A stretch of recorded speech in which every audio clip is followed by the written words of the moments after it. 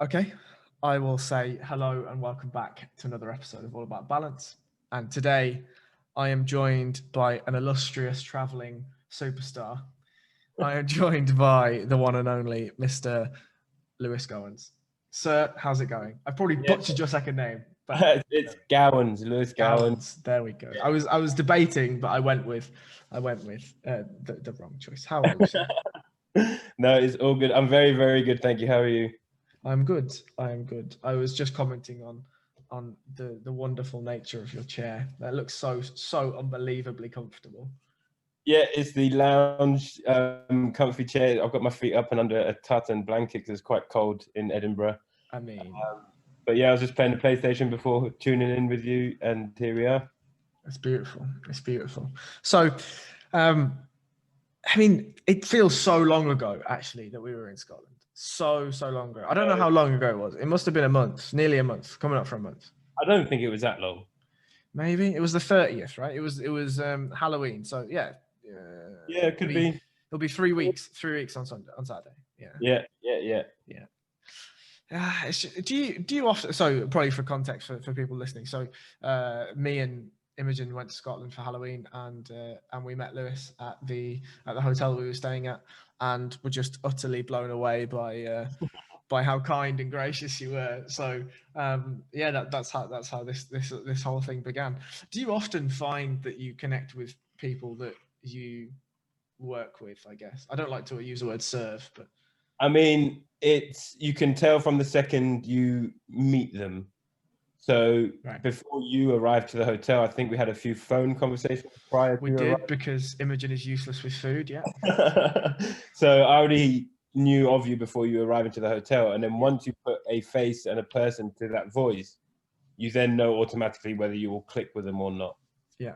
It's weird in the hotel and hospitality industry because, especially in the hotel, we're not just serving food and drink to you, it's the whole process. Yes. But you know from the second the person comes in whether you're going to get on with that person, or it's just going to be a do your job and that's it, or it's I can talk to these guys about pretty much anything and we'll have a good time. So yeah. I think you guys, from the second you came in, I knew straight away, right? I knew my schedule as well, that I'd be there for the 3 days you were staying there. So yeah, you could build a good rapport, and then it's not just a hotel stay, then it's more of that's above and beyond. It's the welcoming to the city itself of Edinburgh, and just to the hotel that we're trying to run.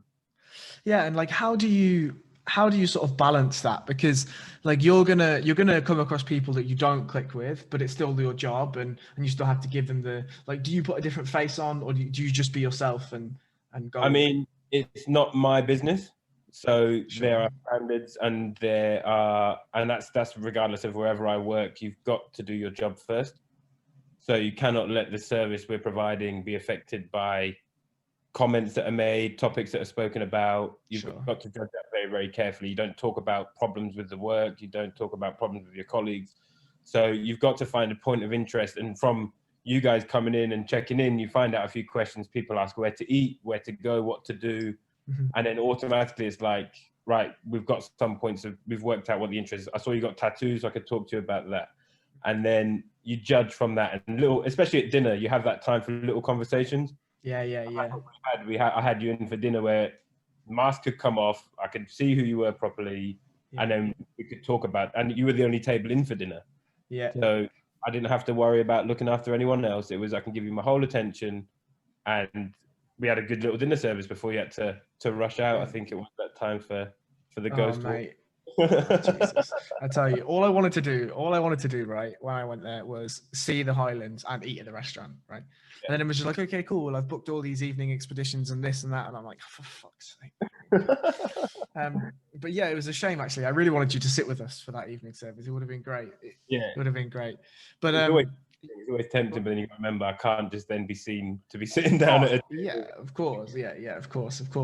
But yeah, that's an interesting point you made about the mask, actually. It's like connecting with people, especially in the hospitality service, is part and parcel of the job, right? Part of the parcel is making people feel welcome, making people feel at ease and whatever. And that must be radically different when you're not actually able to see their face or their mannerisms or their facial expressions, right? Yeah. It's a real different vibe in the dining room, for example, at the minute. and we have to stick to every rule to be able to open as a business. So it's not whether I like it or not. It's this has to happen. If not, there's a heavy fine. And again, I'll mention again, it's not my business. I don't pay that fine. And you're talking tens of thousands and maybe lots of 100%. So it's not just the mask. The mask is a problem, and the business brought in visors, but I didn't like it. I got told by the business when I joined that I could wear preferably a suit, but not a uniform. They gave me a tie. I could wear what I want. So I went and invested in some nice suits, but then the visor Which you looked excellent in, by the way, just for reference. The visor didn't really go. So I stuck with the mask, and it is like you dined. We've got the protective screens up, so once you get to a table, we allow the guests to take their mask off. So we get to see the guest, but the guest doesn't necessarily get to see us. Yes, and it is hard. Some people don't hear you properly when it comes to menus and orders and drinks. Yep. It can be a challenge, because if you get somebody who orders wrong, they're going to let you know. So some people don't hear you properly, which is a challenge. But you have to overcome it. We've had to deal with it. The vibe itself, I don't like, because now you can't serve alcohol at the dinner table. It's a bit different, because you don't have that nice atmosphere. And it's just like seeing people sitting in their living room having their dinner on a regular night, because there's no conversation. They're not meeting people they came to meet. So I tried to put the music up. You try to interact with them, but you got to remember they're having their dinner, so you can't just be in their face the whole time. Yeah. But we do our best to make it the best service with the quality of the food and how we do it.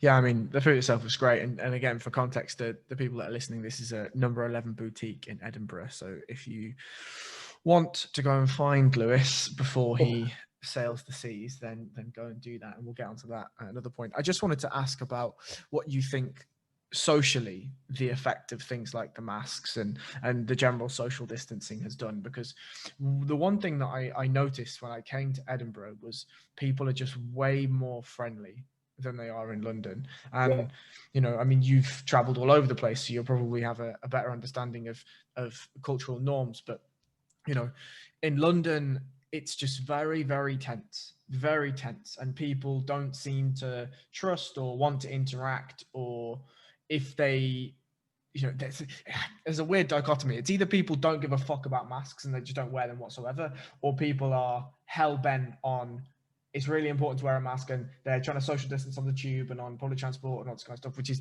difficult enough at the best of times. Like, what do you think the social impacts are? I think the point you made about friendliness, I think Scotland in general, if I go for a walk, a run, if I'm on my way to work, you see someone, you make eye contact with them, you say hello, you say good morning, whatever time of the day it is, good afternoon, hello, you give them a wave, and that's it. And you go out for a 3-hour walk and you might say hello to 50 people. Yep.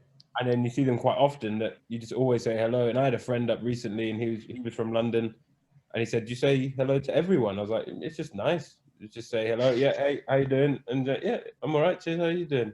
So I think that's the difference up here. You will get that, which is nice. Is to have somebody ask you how you are for once is nice. Yeah. And the mask up here, you tend to see most people wear it. Not everyone does. In the hotel, we expect people to wear them in public areas. So the majority, I'd say 90% of people do wear them. You get the odd person that will tell you they're exempt from wearing it, or genuinely have forgotten it in the room because they've just popped up for dinner or something.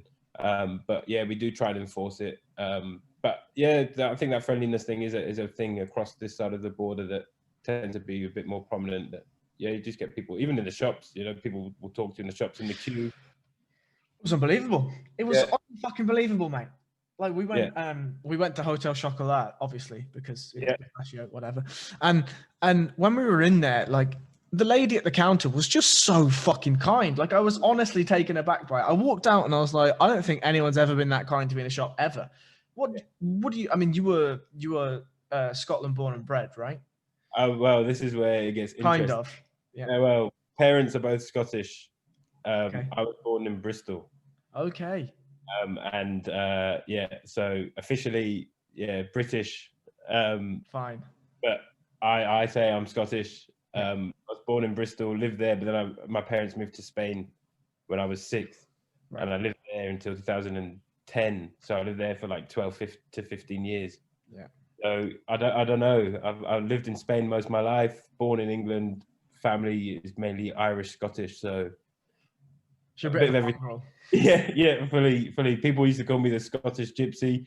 People used Nice. to call me everything. Like I just roll with it. It's a bit of modern mixed cultures in everything. So And what if you could put your finger on it? What do you think? Why is Scotland friendly?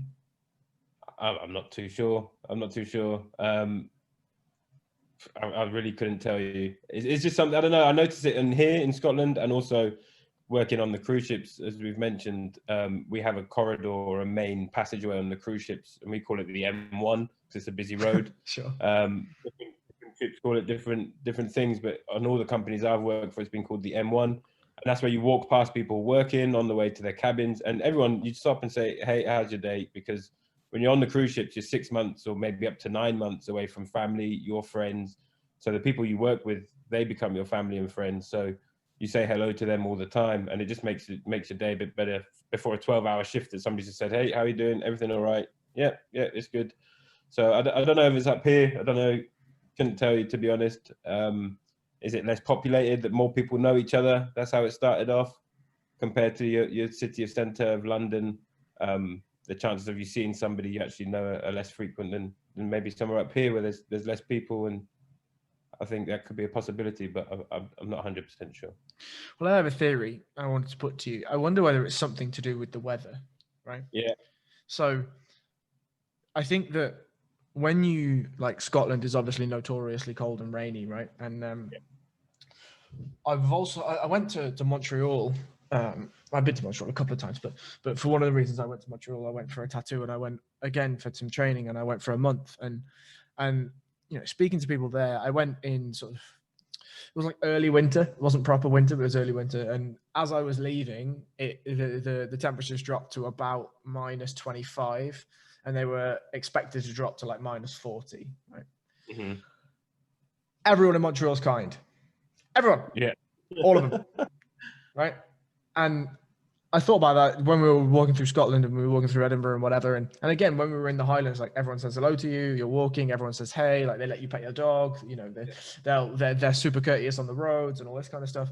And I wondered, like, knowing that the harshest of weathers you can get in, I mean, it's not -35 in Scotland, sure, but it sort of bands people together, right? And it makes you appreciate the times when it's less shit weather-wise, but it also, if you've got pouring rain and you're in the Highlands and you can't get out, like, people will help you, right? Like, people will, if they're on the way to the shop, they're going to go and get you that milk or those eggs or whatever it is. And I kind of wonder whether harsher weathers provide for a better community. What do you reckon? Yeah, I think it's quite a strong possible answer. I was thinking about that when you asked me, but I just double thought about mentioning it, because I thought maybe that was just a concept I thought of. But I think it could be a thing that you respect the time you can actually get out, that you celebrate it by just being, you're in a good mood. You're not going outside because, oh my God, I have to go on this walk. You're going for a walk because I've been allowed out the house, the weather bound, Yeah. That's like, normally now I've just had 2 days off. Those 2 days I would have been out for a walk. I mean, and it's getting dark. It's dark already, like by 4 o'clock. Yeah. So you have to plan your time, that you're up and out early, get your steps in, go on a nice walk, come back, and in the nighttime do that stuff around the house. Mm-hmm. So I think you appreciate being out the house, that you're already in a good friendly mood, that you see someone that stops and waves to you, you're going to wave back at them. You're not going to ignore them. Yeah. You do get some people that you say hello to, or you give the nod to, and they just ignore it. But fine, that's fine. But for 1 out of 100, yeah, it's worth it. It's worth it. See, it's exactly the opposite in London, right? 1 out of 100 people will say hello to you, and and then the other 99 will just be like, "Who the fuck is that guy?" Exactly. And sometimes if you're in an area, it doesn't happen everywhere, but if you're in an area where you're not used to it happening, you're like, okay, maybe I know that person. But normally when I'm on the move, I've got headphones in. Yes. And people tend to clock it, but you still get the little, the little nod, the head nod in the direction. Yeah, you're right. Yeah, but you don't converse, but you gesture that you've acknowledged them and they've acknowledged you. And you get caught out, because I think a lot of people, that you might not know you, but they look at what you're doing, what you're wearing, where you're going, And that's what I do on my way into work. It's like, oh, what's that person wearing? Where are they heading off to that they're dressed like that? And that's what makes my walk to work a bit more enjoyable.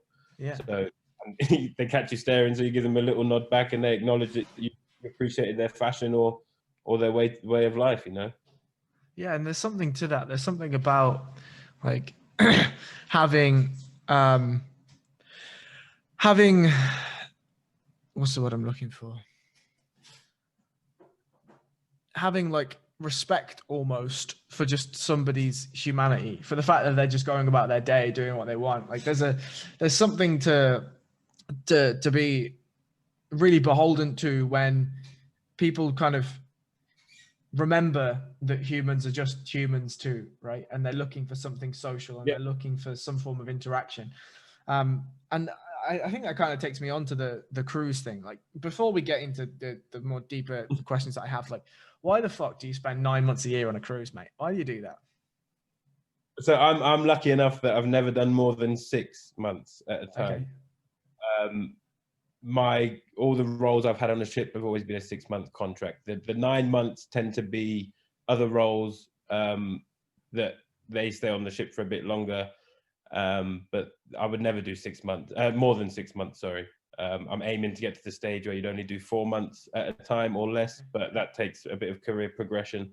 But it just came. I got offered a job, went out and took it, and 5 years later, here we are still waiting to get back onto the ships. So what were you doing before the call came to go and sit or stand on a boat for 12 hours a day? I was just stuck at a fork. I was looking, I just finished undergrad and was 70-30, I'd say, towards the preference of doing a master's to the going out and getting a job. Okay. And pretty much secured the master's, been accepted on the course. I had a job or multiple jobs that could help me. I'd do it part-time over 2 years, still get to play the sport and be part of a team and get another couple of years at uni. Why wouldn't you want to do that? But then I got an email saying that I'd been successful to go and work for a company in Australia, B, on a cruise ship. So I've never done either, never been to that country, never been on a ship that big. Let's go and do it. So I just went, and at that time it was economical. It was a better option because I wasn't getting into more debt, university debt. And was I really wanting to study the master's? It was a master's in subtitling, language, interpretation, translation. And it's not really something I wanted to do. I was going back just to party and play sport for another couple of years. You know, that was the honest, that I think I made the right decision. And then I went, packed my bags.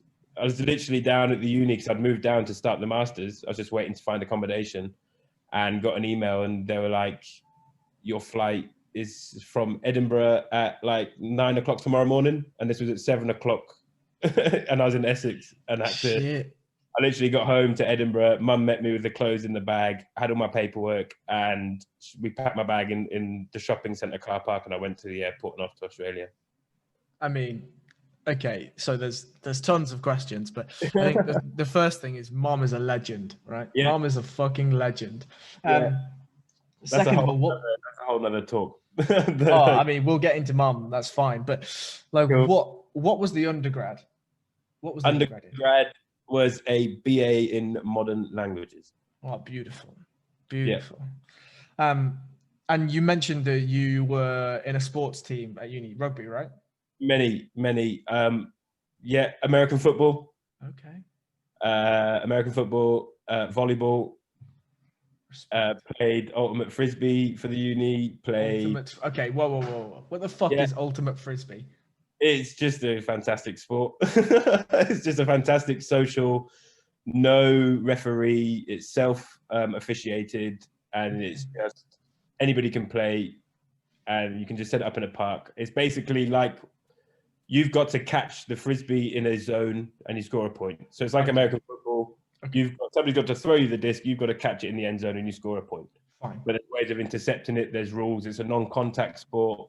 But I worked for the SU bar when I was at uni, the Students' Union, and it was run by the Students' Union bar team. Okay. So they invited us around to have a couple of games and ended up going away on some competitions.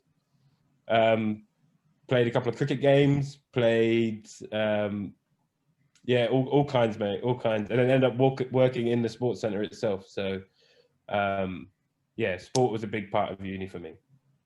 Yeah, it's beautiful. I mean, I often think about the idea. I never went to uni, right? And I often think about like what was missed by not going to uni. And I think the things that you mentioned now, essentially the social sides of uni, were something that were drastically missed. Like, that's not to say that I didn't have social sides in what I did instead, but for sure the network that you were surrounded by was vastly larger than the network that you were surrounded by pre-uni.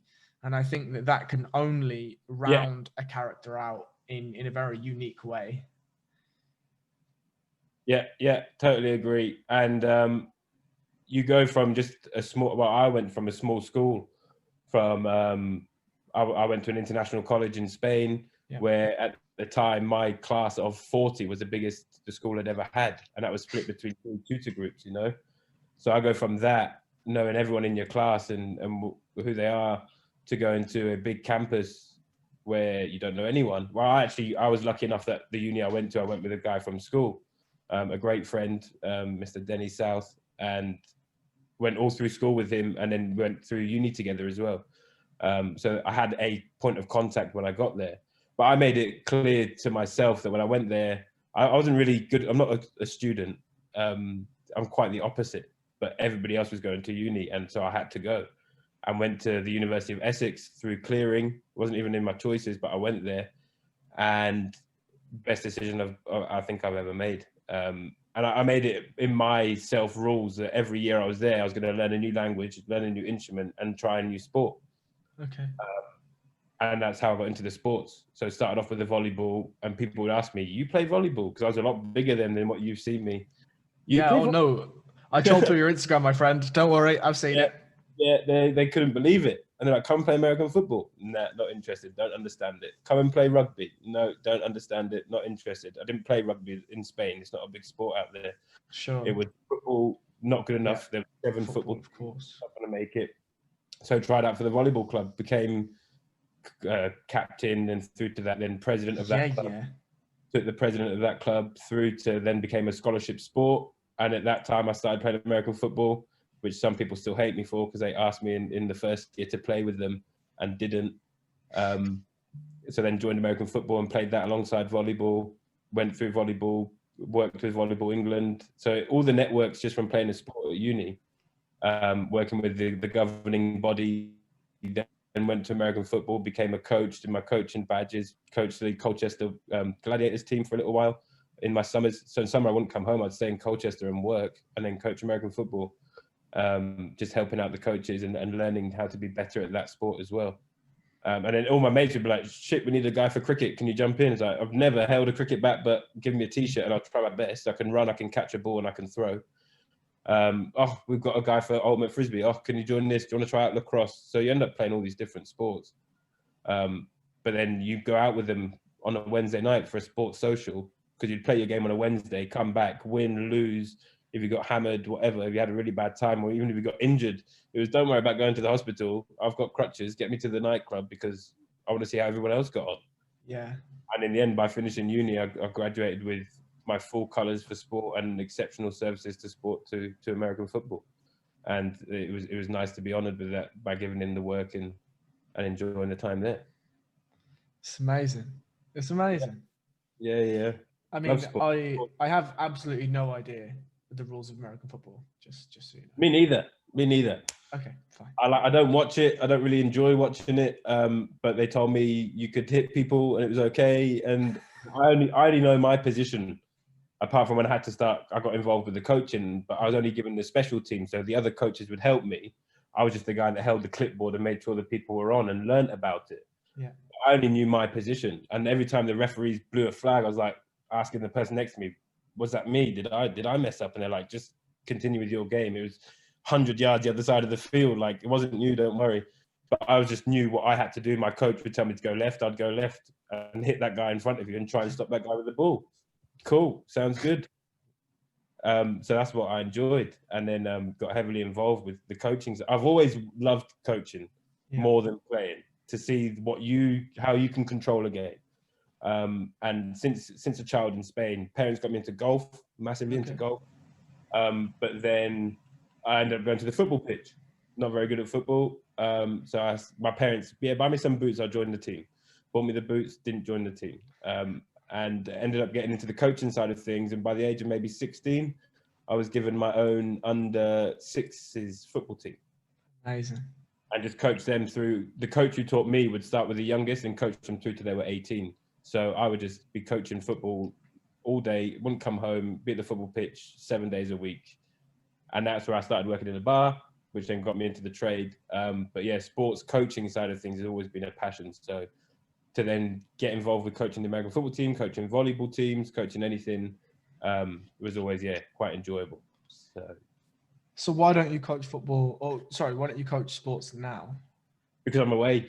Yeah, sure. I'm away for six months at a time, and it's never the same 6 months because it's just on a rotation.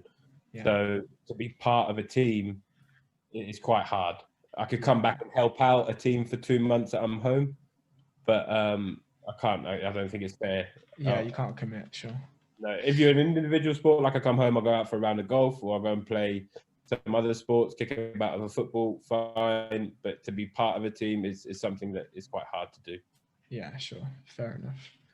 And I mean, okay, so we're 5 years in, and obviously because of various COVID restrictions and whatever, the boats haven't been sailing. But what do you do exactly on the boats? So I am currently an Assistant Food and Beverage Manager. And what does that mean? So I have an office. I have a desk in an office in the food and beverage office. So you've obviously got the captain of a ship. Yep. He's a big boss. Then you've got 3 departments. You've got the hotel department, which is anything hotel side related. So reception, housekeeping, bar, food, anything to do with entertainment. Then you've got your deck and technical teams, and that's to do with running the ship, essentially. Yeah. So under the hotel, you've got the hotel general manager, then you've got the food and beverage director. I'm an assistant to him. So I have to deal with anything food and beverage related. So I work with the bar manager, the head chef, all the other departments that need food stuff, all the bars, all the restaurants, all the kitchens, all the pot wash, the crew areas. So the crew bar, the crew food areas, training, walking around, dealing with any problems that the passengers have regarding drinks packages, birthday cakes, orders, anything food and beverage related, it comes through me. Yeah, stock control. But I work, I'm not saying I control all of this. Yeah. I work in an office and I am a helper to them. And then I've got a junior assistant food and beverage director under me who helps me out to help them run it, essentially. Sure. So there's a bar manager, and then I'm the second in command. So if he's on rest and I'm on the floor, anything bar related comes to me. There's a head chef. He's got sous chefs. Anything food related I can go to. There's a maitre d'. If there's a problem in the restaurants and he's not about, it can come to me. So anything stock, sanitation wise, you name it. Sending food to the bridge for the bridge officers, for the captains, feeding the crew, organising international festivals for all the different nationalities we have on board. Yeah. Anything you want, mate. Food and beverage. That's it. That's it. Jesus. It sounds like a lot, mate. Yeah, but I love that whole time management pressure. Okay. All right. I love it. Okay. So the things that are becoming apparent. Go on. But it's because when I started on the ships, I started in the kids club. Okay. That was my first job on the ships. I went out as a kids club and I didn't like it. I did 6 months and came home. And then went back into 5-star hotels. And then I want to do this job, but on the ship. And they said, we don't have any bar supervisor jobs, but come on as a cocktail specialist and see how you get on. So I went there and learned all the cocktails and became a cocktail specialist for 3 years and then got my chance to step up. But then the company was downsizing. So I left and managed to get a job with this company who were offering me to come straight in, bigger company in the role I wanted. So I came into a new company and it's all new systems, but it's the job's not hard if you manage your time properly. And that's what I've liked to learn is you can make it a lot easier for yourself if you get everything done when it needs to get done. There's some things which are unavoidable in any job. But but yeah, to be on a ship with that amount of people and to see it run effectively and see the reports at the end of how the budget went and all that kind of thing when you're dealing a lot of money. Yeah, it's good fun, man. It's good fun. So the thing that is becoming apparent, and maybe you can tell me if you think I'm wrong, but is that you like to be the overall mechanic, right? The overseer of things and watch the small parts work and make sure that the small parts work, like almost like a conductor of a railway, right? Yeah, absolutely. And it's weird that you said this because I was just talking to somebody yesterday, and one thing I want to do when I've just got the time and no worries and no stress is to go back and restudy to become a music conductor. Beautiful. It's the one thing, if somebody says, what would you want to do as a dream job right now? It'd be either to be part of a big band like that, big orchestra, or to conduct something like that. So yeah, I like to oversee things. It's weird because you always hate being that person overseeing. And some things you have to just tell people how it is, and it's company policy, whether you like it or not, this is how we have to do it. But I try and do it in a way that the people still respect you. And there's a very fine line when you come to especially all jobs, but cruise ship work. You eat, you go and party together, you go out ashore together, and then you have to work together. But there's a very fine line between the professional and the friendship line. 100%. That you've got to keep, because then when you've got to tell them off or discipline them, you can't then be their friend.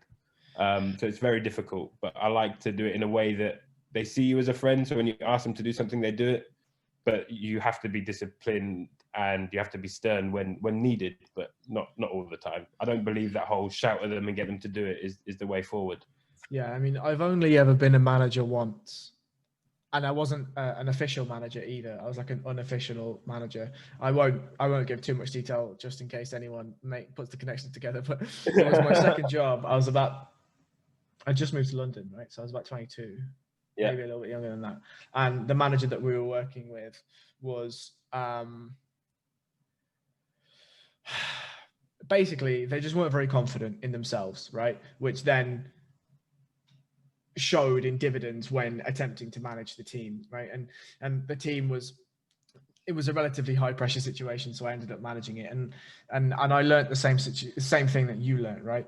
You can I think the two lessons that you've just said, the one about managing your time and making sure that things are done when they should be done rather than having to do them stressed and with a lack of time, is massively pivotal. And the other one is about how you interact with other humans, knowing that they're a human as well. And some people fuck up, right? That's just the nature of things. But having the sympathy to understand that they can fuck up, and if they're doing it through malintent, then that's a very different understanding than if they're doing it because they just fucked up, right? Like, and being that person that has both of those hats, both a friendly hat and an administrative hat, I think is as you say, something that's hard to balance. But how do you do that? Like, how do you do that other than cognitively?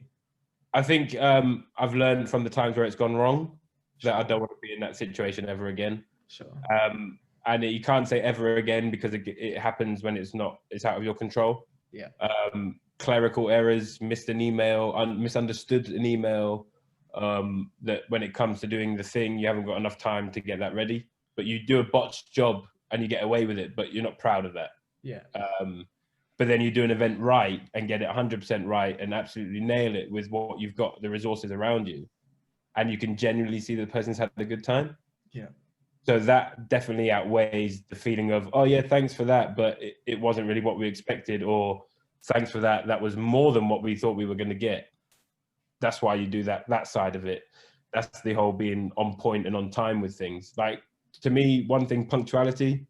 Yeah, I'm very, very rarely late, and if I am, it's for something that's out of my hands. Because I was always brought up with being late is rude by my dad.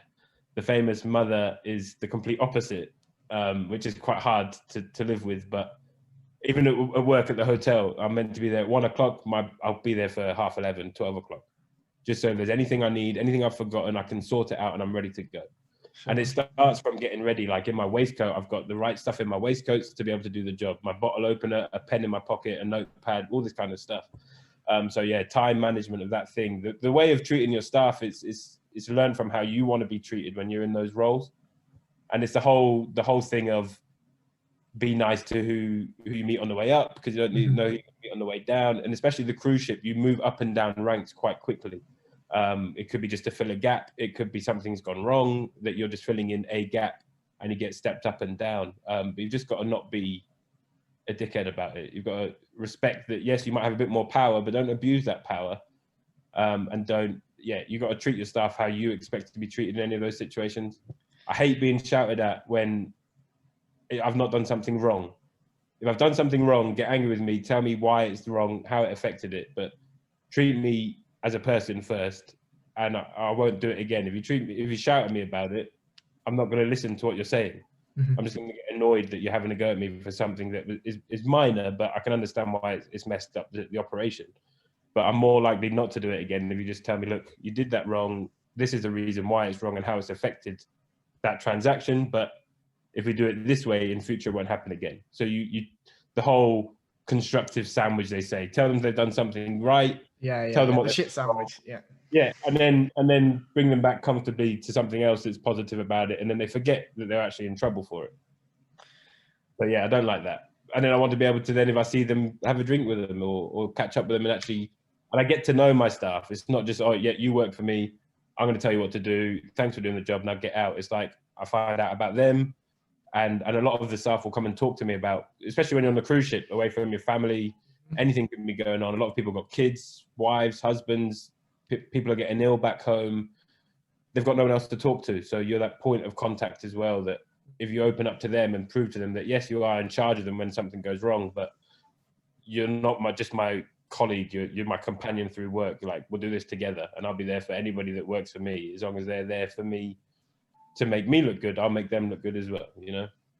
Yeah, that's such a beautiful phrasing. And there's a couple of things I think in there that are really important. And the first is that, you know, authority and power don't make you more or less of a human than the next person, right? Yeah. And I think that's so important. And having been in a situation where you're lower or higher in the ranking has made you well versed in that statement, right? It doesn't matter really. You're all there to do a job. Like the best job I've ever had, hands down. Right? The best job I've ever had. Now, it's definitely not the highest paying job. The best job I ever had, hands down, was I worked in Burger King for about 1.5 years, right? And the reason why that was the best job is because it was exactly like that. Of course, there was a hierarchy, right? There has to be. Nothing runs without one. But it was super egalitarian, right? And everyone was just happy with being where they were. Not happy, because I think that was the point. It was the best job because we all knew that we were there to fucking make burgers in Burger King, right? Like nobody wants to make burgers in Burger King. So we're like, right, let's try and make this absolute shit show as good as possible. And, you know, if you made a mistake, the managers would never shout at you because it's Burger King. Do you know what I mean? Like, you know, and in the same vein, whether you were the person on the till, whether you were a person in the kitchen, whether you were a person stocking the freezer, it doesn't matter. We're all just there to get through this 8-hour shift and get home again. Get the money. Yeah, I will tell you, not many people know, but I have also worked in a Burger King. Yeah. Big up. I did a stint in a Burger King just to cover time between waiting on a cruise contract. I'd left the Australian company to go and join this new company. And I had to cover time because the paperwork has to get done, visas have to get approved. So I did do a 3-month stint in the local Burger King. Yeah. And I know exactly what you're on about. You team together to get a job done. And again, time management in a place like Burger King, you've got to get it done. You play all them games on the phone, and this is like the real life when you've got to get the burger right in a certain time, still hot, wrapped properly, and out to the customer. But if you work with the right team, and again, communication's key, and you get everything done, customers normally happy. Absolutely. And again, like the standards are pretty low for a Burger King. Let's be honest, they're pretty fucking low. It's fast food at the end of the day. But the other thing, go on.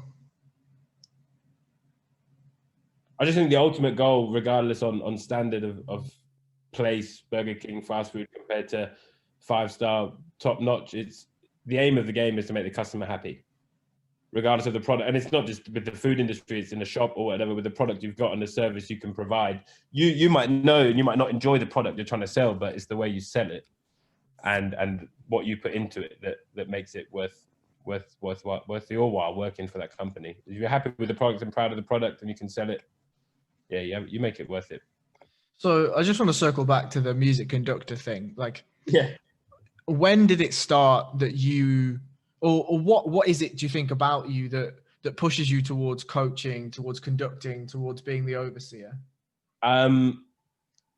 Being like, it's in my nature with friendship groups as well, just being the rock to something. So people talk to me about anything they want at any time of the day. I've got a lot of friends that you just have a chat with every now and then just to make sure they're okay. Mm-hmm. And I think that's what I like about it, being the center point, an organizer, always instigating new ideas or trying something or going and doing something different, and a host as such as well, hosting people. That all comes into the same thing. So it comes in with the coaching, with being a performer in bands or music, with the job. It's the hosting aspect or putting on.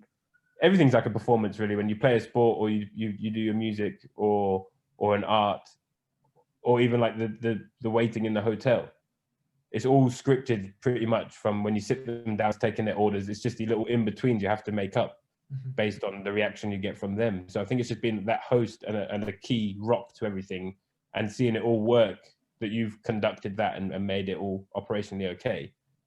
And I think you just need that one person that's a little bit, it comes with experience in the role, that if something goes wrong unexpectedly, that you've got the savvy to get it right in the quickest time possible, if that makes sense. It might not fix the solution, but it betters the problem. Yeah, you in another life would be a phenomenal IT engineer.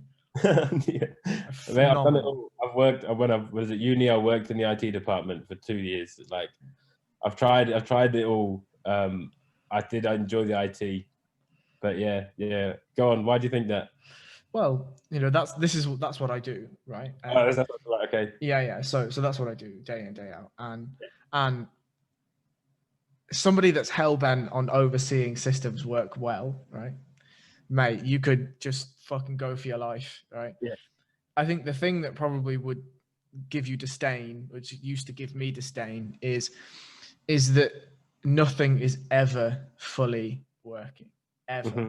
It never ends, right? There's always something broken, always, and that definitely gives me a low level of PTSD. But I think, there's something, I think probably an architecture role would fit you beautifully, because you get to work in as small a minutia of the problem and the mechanics of a system as you want.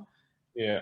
And then you get to watch it be implemented in front of you exactly as you architected it. And then you get to walk away and be like, yeah, it's grand. See ya. Yeah. Yeah, that would be great.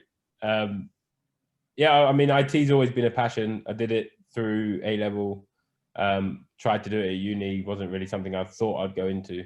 But then a friend of mine, once I lost a job at uni, offered me a job in the IT department in the audiovisual and media services. So it was quite, I don't really understand a lot of it. It was more install and quick fixes. So you'd get a phone call from a lecture room and the lecturer's telling you that the DVD player is not working. And you'd walk in and your mates would be in the lecture and be like, yo, Pedro, how's it going? You're like, yeah, you're right. I've just come to fix your TV. And you'd go in and the lecturers had put in the DVD the wrong way around. Sure. And that kind of quick fix. But then we did a lot of the install work, like a lot of the work around university. I had to learn how to terminate Cat6 cables. Sure. So we were refurbing all the classrooms and putting in new lecterns and new AV kit projectors. So I had to Cat6 wire pretty much the whole of that campus, just by terminating Cat6 cables and putting up the projector. So I'd just interrupt everybody's lectures and be like, yo, Pedro, it's Pedro again. And be like, yeah, same lecturer. They've put the disc in the wrong way around. Well, I'll just turn in and do the quick on and off, quick fix, stand there awkwardly for 5 seconds. We're like, yeah, see you in the club tonight. Yeah. See you at football tonight. Yeah. All right, mate. See you later. And then the teacher would be like, who is this person just coming in? Like, yeah, we always get a round of applause. Yeah, it's Pedro. And it's like, oh, here we go again. Hate it. I'd hate it. But yeah, it was good. It paid well. And yeah, another good time. Man. Is there, okay, maybe it's a better thing to say, what haven't you done rather than what have you done? There's a lot of things I haven't done. Haven't skydived, want to skydive. That's on the bucket list. Okay. But jobs, yeah, I mean, no job's ever been beneath me. Yeah. So there's been times where I've had to get a job, whether you liked it or not. There's been times where I've had to sign on, whether I liked it or not. And going through that whole accepting that at times you might have to do that, because I didn't want to be that person having to sign on, but there was times where I had to. Mm-hmm. But yeah, always picked up a job. As soon as I went to uni, I applied to work in the theatre that they had. I applied to work in the IT department and get it. I applied to work everywhere. Got a job in the SU bar. Lost that in the end, and then I had to go and get jobs in town just to cover. Then I got the job in the IT centre, and then whilst I was working there, I got a job in the sports centre. I've worked, pot washers, in kitchens, doing the dreadful jobs. But then that's now given me an insight to being able to be an overseer of all of what I do now. So this waiting job at the moment, it's not my normal trade. I've never done table waiting really. But it now helps me when I go back to the ship to spend more time in the restaurants and try and see what goes wrong there.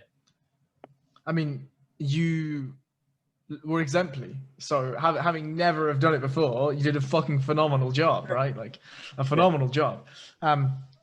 It feels to me that there's a couple of things, there's these recurring themes, right, that are coming out from your personality. And obviously the first one is the overseer and whatever. The second one is work ethic. Where the fuck does that come from? Just seeing my parents grind to make it happen. I think that must be first and foremost. They push themselves to limits to get me where I am, and it definitely helped me. It's been a struggle, so I think the want to have and earn money to be able to do what I wanted to do without being a burden on them is where the start to push myself to work was. Didn't always work out, ended up still needing their help a lot of the time, but they've been able to help me when times haven't always been the easiest. So I need to establish it that if I need to do that in the future to ones that rely on me, that we've got to keep working. I don't like not doing anything. I have little patience that when I'm sat indoors, it's like, right, what can we do next? Let's get out, let's do something. I want to do something. And I'd do silly shifts. I'd work from like 8 o'clock till 5 o'clock in the IT department, then go and close the sports centre from 5 till 10. And then, because it got me a lot of money that I could then go out that night and not have to worry if I spent too much. Like, that's what I did. I'd work, I'd go to lessons, I'd work, I'd play sport, I'd go out. And it just made a big network of people and friends and to be able to just, hold down a job, it's routine as well. Okay. Like when I had a week off just recently, it was horrible because there was no routine to things. I like to have that routine where I know, it's all good. It keeps you focused, keeps you on track. To be able to go to bed on time, to eat at reasonable times, to make sure that you're there mentally prepared to go and do this job instead of just staying indoors and not doing it, if that makes sense. It does make sense, but I wonder, like, I think routine's massive for everyone, but specifically, like, as somebody that, and we'll get onto the weight loss soon because I think it's fucking incredible, but like, do you think that is something? Has routine always been there? The necessity for routine? I'm not too sure. Like, I let the hobbies kind of direct what was happening. So when I was at school, it was right, have to go to school, but then come back out of school and go to football pitch. And that even took priority over my homework, in my sense, not for anyone else. Sure. So I'd come back at 10 o'clock at night and my parents like, oh yeah, homework's done. Yeah, my homework's done. But then I'd be doing it in my bedroom quickly at night. And that's because I enjoyed being at football more than being at school. Yeah. I wasn't even playing football, just being there and being in a social environment. And it was all with a Spanish family and English players from school and different cultures and different age groups. And it was great. But I don't really know if that was routine. And then just kind of at uni, it's always just like, I'd have to go to lectures, but then it'd always be what sport could I go and play that would get me out of doing that kind of thing. Mm-hmm. So it's always to try and find stuff to do that I enjoyed over what I had to do, but in the end, realizing that what I had to do was the priority. But I do like routine. I like to say, right, this is the time I'm getting up. I have this long to do this. This is the time I have to get the bus, because then I know, again, from experience, that the knock-on effect of being late is severe, or calling in sick, or being an hour late. I don't like it when people do it to me. So I try not to do it to anyone else. So putting a plan in place, but they're never accurate because, again, things can change that are out of your control. And what did you do in your week off that was without routine? It was mainly just not having to set an alarm. But it's difficult being a night worker. Like I get in at 11:30 most nights, and then that's the time for me to wind down. That's my evening. That's when I'll eat. That's when I'll watch a bit of TV. I'll catch up with doing the housework and whatnot. But then it was hard to get out of that. But making sure I tried to get bed at a reasonable time so I could get up, at least get out in the daytime for a walk, and try and get the 10,000 steps in. My fitness has kind of dropped off, but at least try to get the 10,000 steps in a day, which I get at doing at work because I'm on my feet most of the time. But when I'm off now, I'm not going out and running. I'm not going out and being fit. So at least trying to get that 10,000 steps. But the fitness, the routine for sure. That was routine only. Yeah. So come on, tell the story. One, how did you get to the size you were? And second, how did you get from the size you were to what the size you are now? I got to the size I was because bloody pints of Strongbow dark fruits and trays of and that was it. And it's a bad diet. It was easier to call in a takeaway than to cook food. And it'd be cheaper because you had it in this mind that I'd have to get a bus to Tesco's and have to buy all the fresh produce, which I end up throwing most of it out, or I can spend money on ordering a takeaway. And I love cooking. And now I wish I had done it differently. But at the time it was easier, more convenient, just to eat rubbish and snack. And it was just laziness. And yeah, it was the alcohol, 100% the alcohol. You'd go by in a day where 10 pints was before going to a lecture wasn't an issue. Damn. And then, because you'll just go, there'd be somebody in the university, because it was a campus university, it wasn't a city university. You would see somebody on your walk, or you would see somebody on the way to the bar, or somebody would stop you and ask you something, like, oh, let's just go and have a pint. Yeah, all right then. And there was another bar on a different side of the campus, and then you'd walk around that side to try and get away from going to the main bar, and you'd see somebody in the window and go, oh, I've not seen them in a while, I'll go and get a drink. And it's just, I don't drink beer, but it's flavored cider. So just really sugary, artificial, and you just buy a 10-pack from the bar and go through it with no issues, no? Yeah. So that was it. Lack of sleep, lack of fitness, didn't go to the gym, and just eating terribly. But yeah, I just decided it was time to put a stop to it. I kind of came off the ship 6th of May, and I just was like, I'm not really comfortable with how I am.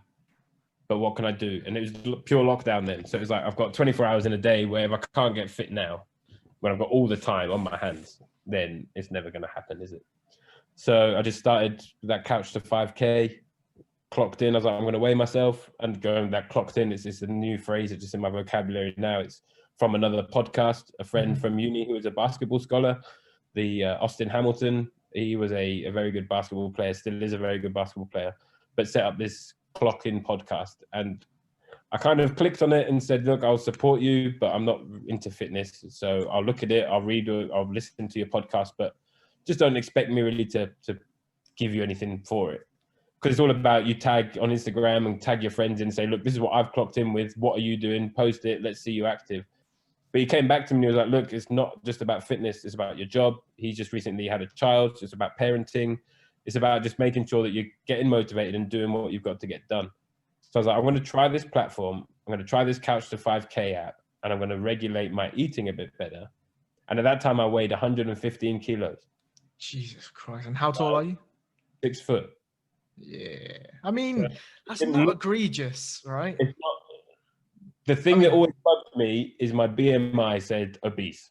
Yeah. Sure. Right? I mean, BMI is horseshit anyway, but I know, but it just bugged me, that word, because I was round, I was a bit beer belly, like alcohol belly, but I wasn't massive, but I was carrying some weight. Yeah. I was like, right, that number, that having the 1 there, that's what's bugging me. So my first goal is going to be to get down to sub 100 kg. And I'm going to do it whatever it takes, whatever fitness. And that would mean getting up at 6 o'clock, doing the Couch to 5K, and then getting out for another 10,000 step run or walk, or just getting out and having a good time. And drinking lots of water, stop having the energy drinks, stop eating all the rubbish, and that's it. And I just stuck to it. Military, regimented, clocked in. I would clock in. People would tag you back into it if by 9 o'clock that morning they'd seen you hadn't been for your 6 o'clock run. Well, what's wrong with you? Why haven't you done that today? Oh, right, this is a problem, or I'm doing something else, but I'll be back on it. So they kept checking in with you to make sure you were doing it. And yeah, here we are. I'm down to 87.5 kg. It's fucking insane. I've switched off a bit, and if the guys end up listening to this, get back onto me and tell me to get my ass going, because I've been a bit lazy. Mum's ended up going to Spain, so I'm in the house by myself. And before she was like, "Have you not been for a run yet? Or should you be eating that chocolate bar?" Well, she's not here anymore. So A, all the baking I'm doing, I'm having to eat all myself. B, there's nobody telling me to stop being lazy. And C, there's nobody telling me to not eat that or don't buy that from the shops. So I've not put on any weight, but I can notice that I've put on a bit more fat than what I had. So yeah, I need to get back onto it, really. But yeah, it was a good platform, great stuff, and I feel better. Just have to cut out certain things, be more active, and find the enjoyment in it. And it was I got into the wrong habit of it, which was a lot of scale monitoring and weighing quite often, or maybe too often. But that was only for me to see if what I had done the day before, if I could do that again and get away with it. Oh, mate. So, mate. But yeah, God. It got me to where I am, and I'm happy. And I want to get down a little bit more, just to be able to then start toning up with muscle, and then the weight can get added back on. But then it's more of a muscle weight than a heavy fat weight. But let's see. I just need to get back onto it. It's just hard with the weather being so cold. You're just not motivated to do anything. But yeah, I'll get back on it. I mean, first things first. A fucking massive congratulations, because like I was a very big teenager, really. Like I was similar weight as a young teenager, like 13. Yeah, I was probably heavier than I am right now. Right now, I didn't grow a lot. Don't get me wrong. I'm nowhere near fucking 6 foot, but as a 13-year-old, I was also small, and I know what it feels like to be big, and I know what it feels like to lose that weight. But you mentioned about scale watching and being a little bit too clinical. Like, I'll tell you a story. So obviously in jiu-jitsu, like you have a weight class, right? You have a weight class that you have to get into. Same in MMA, it's the same. You have a weight class. I felt a little bit overweight, so I decided I've got a competition in, I think it was 6 weeks, maybe 7 weeks. I was like, what's the lowest category I can get to? Right. So I signed myself up for that lowest category, and I got to that weight class. Now, well, I say nice, like it destroyed my body for a year and a half. Genuinely, like it broke me. But I was weighing in 3 times a day. I was as regimented that like I had an Excel spreadsheet with my weight. I had everything was regulated, from going to the bathroom, from what I ate, when I ate it, everything was regulated. Now, like I got to it, I weighed in at 57.5 kilos, right? Mad. I'll send you a photo of what I looked like afterwards, and it's scary. But yeah, like now to give you an example, like now I'm walking around. I'm a little bit heavy now, like it's locked down and whatever, and I'm not training, but I'm walking around now at like 75 kilos. But my walking weight is like 67.5. So from 67.5 to 57.5 was rough. Yeah, big, massive. And that's I had to learn how to do things differently, because the initial weight shedded off very quickly. Of course. And then, so the next goal after sub 100 was be like, can I push this 5 kg more? So then 95, and then from 95 to 90. And I did the whole thing, checking the meal plans, the MyFitnessPal, tracking everything.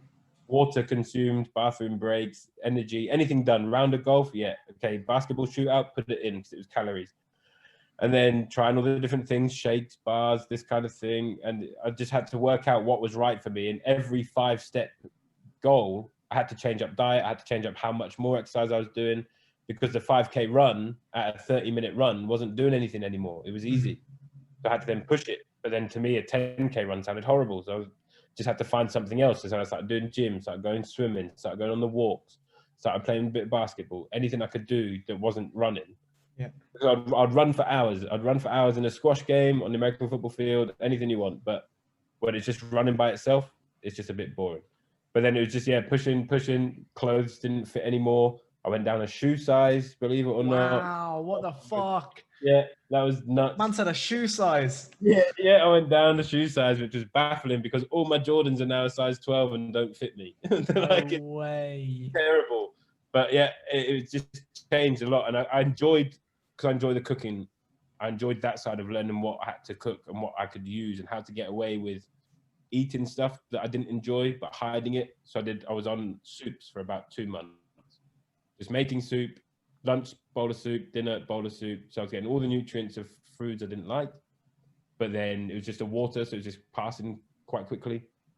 But then the guys messaged me. I got to know the two brothers set it up, and I got to know both of them. And one of them messaged me and said, "Have you listened to episode? I don't know what it was. I think it was episode 12."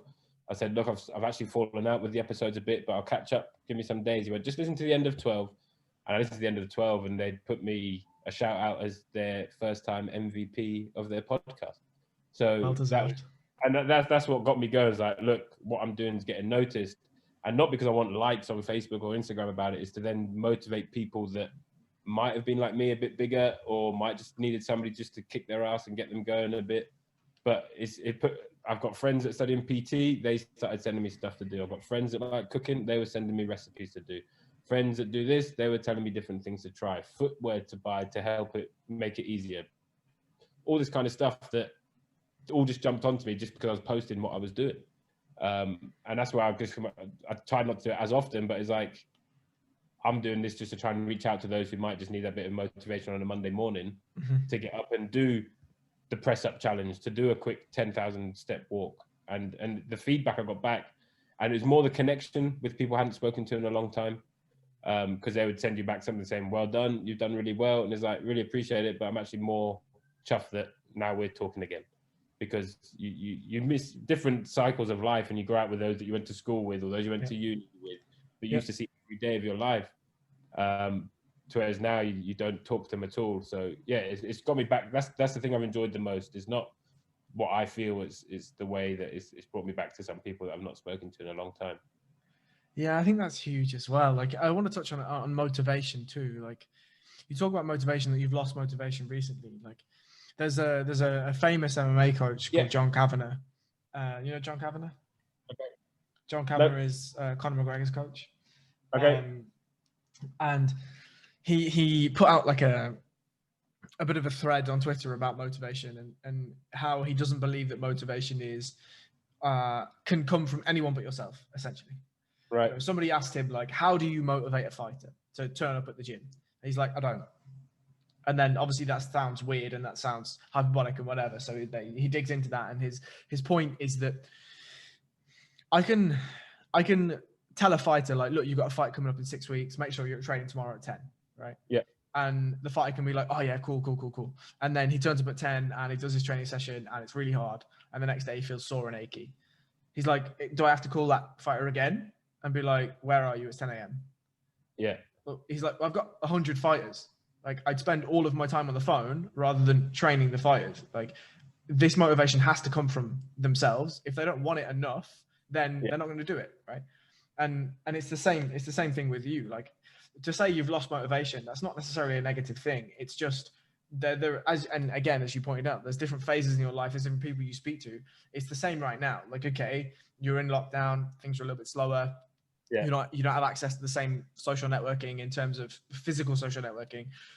It's fucking cold in Scotland, mate. I was there 2 weeks ago. It's fucking cold. Horrible. It's horrible. Right? Like I don't think that anyone can look negatively on you. Like, no, you've heard of David Goggins, right? No. You know, okay. So go and look at David Goggins after this on Instagram. So he has a very similar story. He was way heavier than you were. So much so that he could barely walk up his own stairs to get into his flat. He was that heavy, right? And now he's like an ultramarathon runner, ex-Marine, blah, blah, blah, blah, blah. Amazing story, right? Amazing story.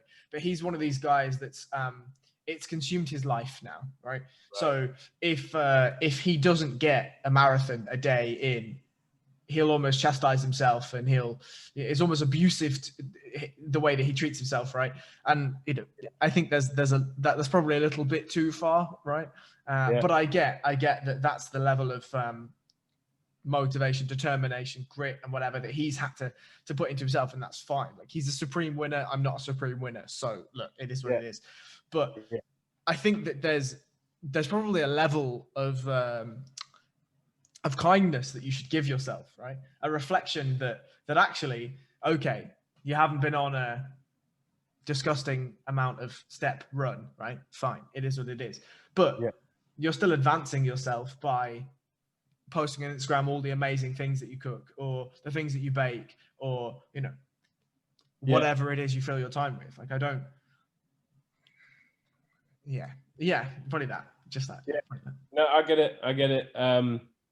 The routine was a thing, and I ended up doing stuff that I shouldn't have done, that didn't work out, and I had to stop.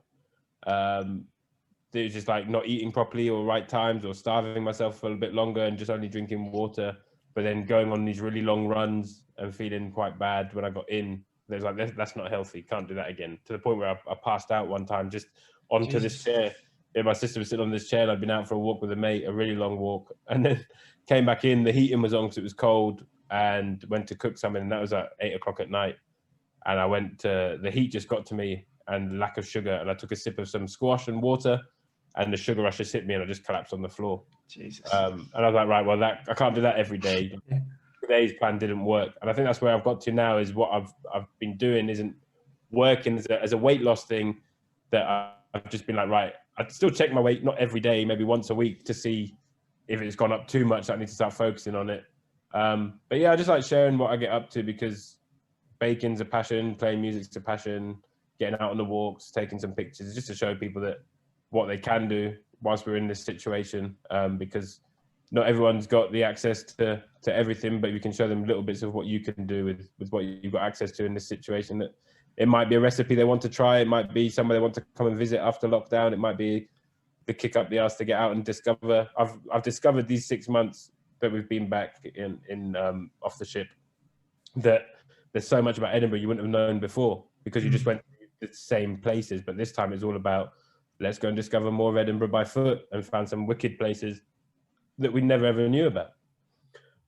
So yeah, it's just about encouraging people that no matter how bad your day has been or might be, just try and start it off in a good way. And I think that's honestly beautiful, to be honest, because as you say, like you're not putting things out there to be like aggressive. Do you know what I mean? Like, it's not like you're a shithouse because you're not out at 6 a.m. running and doing a marathon. It's like, this is what I'm doing with my day, and maybe if you'd like to do it, I can help you to do that. Maybe. Yeah, absolutely. And the amount of people that have come back to me and said, "Look, can you help us?" and "What have you done?" or "How did you do that? What are we doing that maybe you could advise us?" But I'm no professional, so I tell them, "Look, before I even tell you anything, don't take what I've been doing as the right thing. But this is what I've done. It's worked for me. Try out some of the bits that might fit into your lifestyle." And there's nothing better to see than people then shedding the weight and making themselves feel better. It's more, I think that's the main thing about it, was to feel better. It's not, I don't know. The way I looked was never a risk. The way I looked was never a reason to make me want to change. Yeah. Like, it never bothered me. I was that guy who just was happy in a hoodie, some shorts, and I'll just go about. And if I didn't fit in, I didn't fit in, but I didn't care, because that's what I was comfortable in. So that's why people are like, it's not true unless you put a progressional photo. I was like, yeah, but I can send you a photo of what I look like, but it didn't bother me. So it wasn't the fact to then make myself look better. I'm not trying to get to that stage where I'm just posting pictures to get likes of the way I look. It was more of this is the way you can make yourself feel better. Not look, I don't care what I look like. It's never bothered me one bit. It's mainly like, I care about how I feel and how other people feel. That it might be the simple fact that subconsciously you're not happy with the way you look like, that you carry around that anger or that upset, and it makes you feel a bit different. That then once you shed that weight and you fit into a nice tight suit or fitting suit, and you walk out and people comment on that, and that's what you aim for. That's what makes you feel really good. And again, for the record, you do fit into a nice tight suit. I really enjoy it, man. Going to a tailor's now, and then people, when you wear it, just gone to the tailor's, got it all sorted, and you wear it to work the next day, and somebody just mentions, "Yeah, that's great," and you're like, "Thank you." I've worked hard to get to that. Maybe not hard enough, but to where I'm happy with where I've got to, and I could probably push it a bit more. But right now, I'm just happy to coast it for a while. Yeah, I mean, life is relative. Work is relative. A lot of things are relative. You know, like if somebody can say, "Oh, you didn't work hard enough for that," we're like, "Okay, well, I've tried every fucking job there is under the sun, and I spend 9 months on the shit. What the fuck do you do?" Yeah, I know. But you just can't say that to some people. Yeah, you fucking can. Jesus, what's wrong with you? Not at work, you can. I don't know, mate. I get what you mean. I get exactly what you mean. yeah, it's the thrill of it. I think now I'm working now. Before I wasn't working, so I had the 24 hours a day to, if I wanted to stay up late or sleep to a stupid time. Now I'm not hungry until I get in from work, so I'm eating stupid o'clock at night. My sleeping pattern's out of, so I can't wake up at 6 o'clock in the morning now for a run because I'm not going to bed until 2 o'clock. Yeah, sure. Whereas before I was going to bed at 8 o'clock, turning the phone off, no distractions, going to sleep. Because that's what some other groups of friends were doing, and it seemed to be working to get a good sleep. Because I do think we rely on the phone too much. Oh, it's massive. It's massive. Like when I was cutting weight, right? Because I also did a water cut, which I don't know if, do you know about water cutting? Yeah, well, I told you briefly that I live with those Brazilian jiu-jitsu guys in it. So Yeah. So I've heard of it. So I did the water cut as well. I did it wrong as well, obviously. And yeah, like the sleep is so huge. Like up to the last week of before my tournament, before my weigh-in, I was sleeping in socks, joggers, t-shirt, hoodie, everything, just to sweat the weight out. But I was sleeping, right? And as you mentioned, I would lose a kilo overnight, right? If I got a proper 8 to 10 hours sleep.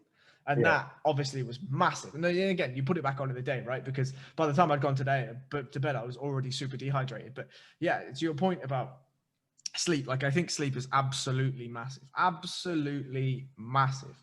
And obviously you've seen the benefits of that. But bearing in mind, you were living with a guy that was doing jiu-jitsu. How come you never did any form of combat sport? I mean, look, American football is a fucking combat sport. Let's not get twisted. I'm not sure. I remember doing karate as a young child at school, maybe for 2 years until I think something dodgy happened with the coach, or the sensei. Well, I don't know what you call them, the trainer. Yeah, whatever it is. He was a bit of a dodgy guy on the coast and came in and was teaching, but something was happening with the money. So he shortly disappeared and that all stopped. And then the guys that I was kind of doing the karate with ended up going off to MMA or like kickboxing classes at a gym. And I was too involved with the football. The days they were going to those trainings, I was involved with my training. And the similar thing happened when I got to uni. It was like those days they wanted to train, it was the days I had stuff going on. But I kind of live with them. I've got all the stuff. I go to their socials. I know about what was going on, their fights they were doing and whatnot. But yeah, and again, it wasn't something I was highly interested in. Do you still follow football? What's that, sorry? Do you still follow football? Yeah. All my days, I'm literally watching football highlights now on the TV. So tell me, okay. This is something that, so I'll give a shout out to a small friend, like my friend Sen. Me and him talk about football all day, every day. I used to be a season ticket holder for Manchester United, right? So I used to go, and I was living in London at the time, and we, spend stupid sums of money to go and watch United. Yeah. What's your opinion on football in 2020? Like, what's your opinion?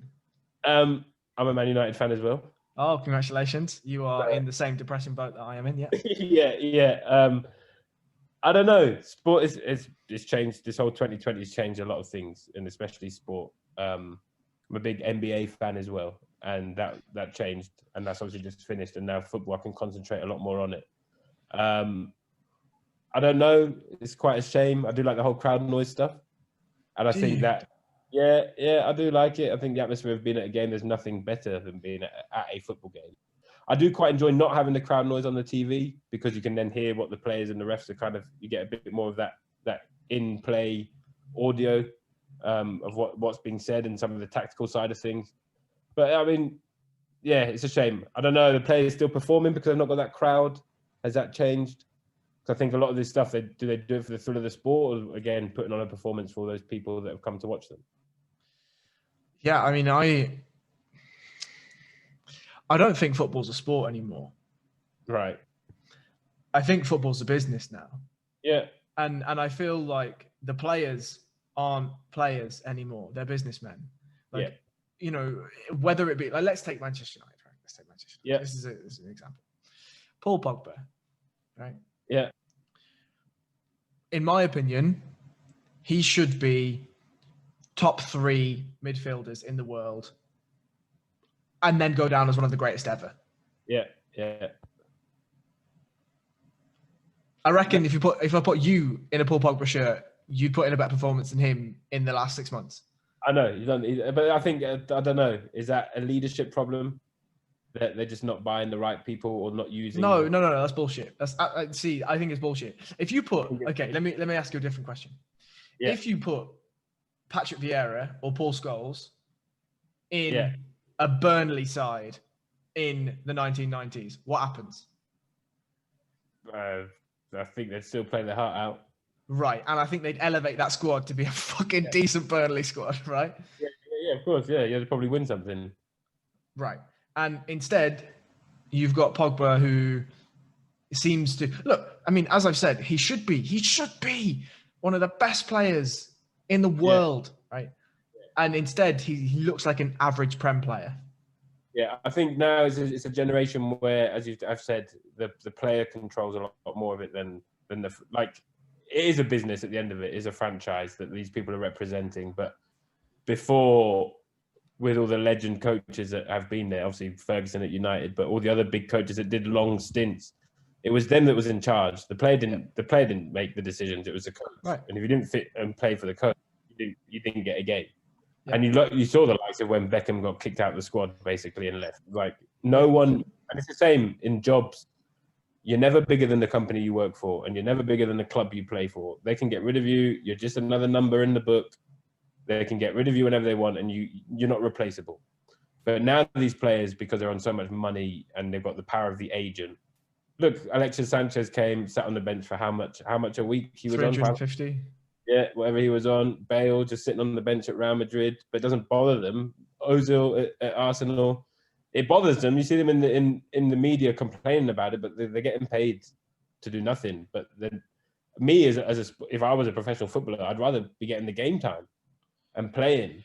Well, I mean, we say that from the outside, right? Yeah. Like I think obviously, as we said, it's relative. Like I think it would be an utterly different story and this is the thing, Ozil, I think, and Bale are such an interesting example, because you have Mesut Ozil, who is one of the greatest players we've ever seen, and he doesn't even make the squad. It doesn't make any sense to me. I would love to understand the full story, and we'll never know the full story. And Bale's the same. Yeah, it's weird. It's weird, and especially with that Ozil thing, like, they just fired the mascot and he ended up paying the contract for the mascot, and then thinking that might grab him a space in, like, to have to think you need to do that to grab a space to play a football game. And then he didn't get picked, and that must have been a kick in the teeth, being like, I've just rescued a massive part of this club and you're not even going to give me a football game. And it's just very weird. I don't understand. I don't understand. And I don't know, is it because they see other players doing it? But it's just then teaching the kids of today's generation that that's okay to aim for that. Entirely. I mean, look, and this is kind of my point, is sport is so... football especially has to me deteriorated vastly deteriorated in the last 15 years. It's less about, like you say, you go to a football game. Like, how many times have you been to Old Trafford? Loads, right? Yeah. You go to Old Trafford, you stand in the Stretford end and you're singing the chants and everyone's around you and somebody scores, and it's the most euphoric feeling ever, right? Ever. And yet now, before I stopped going, the Stretford end was full of what was called day trippers, right? Yeah. So you'd have a season ticket, but you'd sell it online to somebody that had never been to a game before, and they turn up and, you go to the Stretford end, no one's in a United shirt. What's the point? Like, you don't need to, like, do you know what I mean? And you go and nobody knows the chants. The Stretford end's dead. There's no atmosphere. And then you're still getting hammered 4-0. You're like, oh, for fuck's sake, like, why am I doing this, right? Now the price is ridiculous as well. Right, the price is ridiculous, and the prices they just keep climbing and keep climbing and keep climbing. And here we are, where you're seeing exorbitant amounts of funds spent on players. They're talking 120 million for Jadon Sancho, 150 million for Jadon Sancho. Yeah.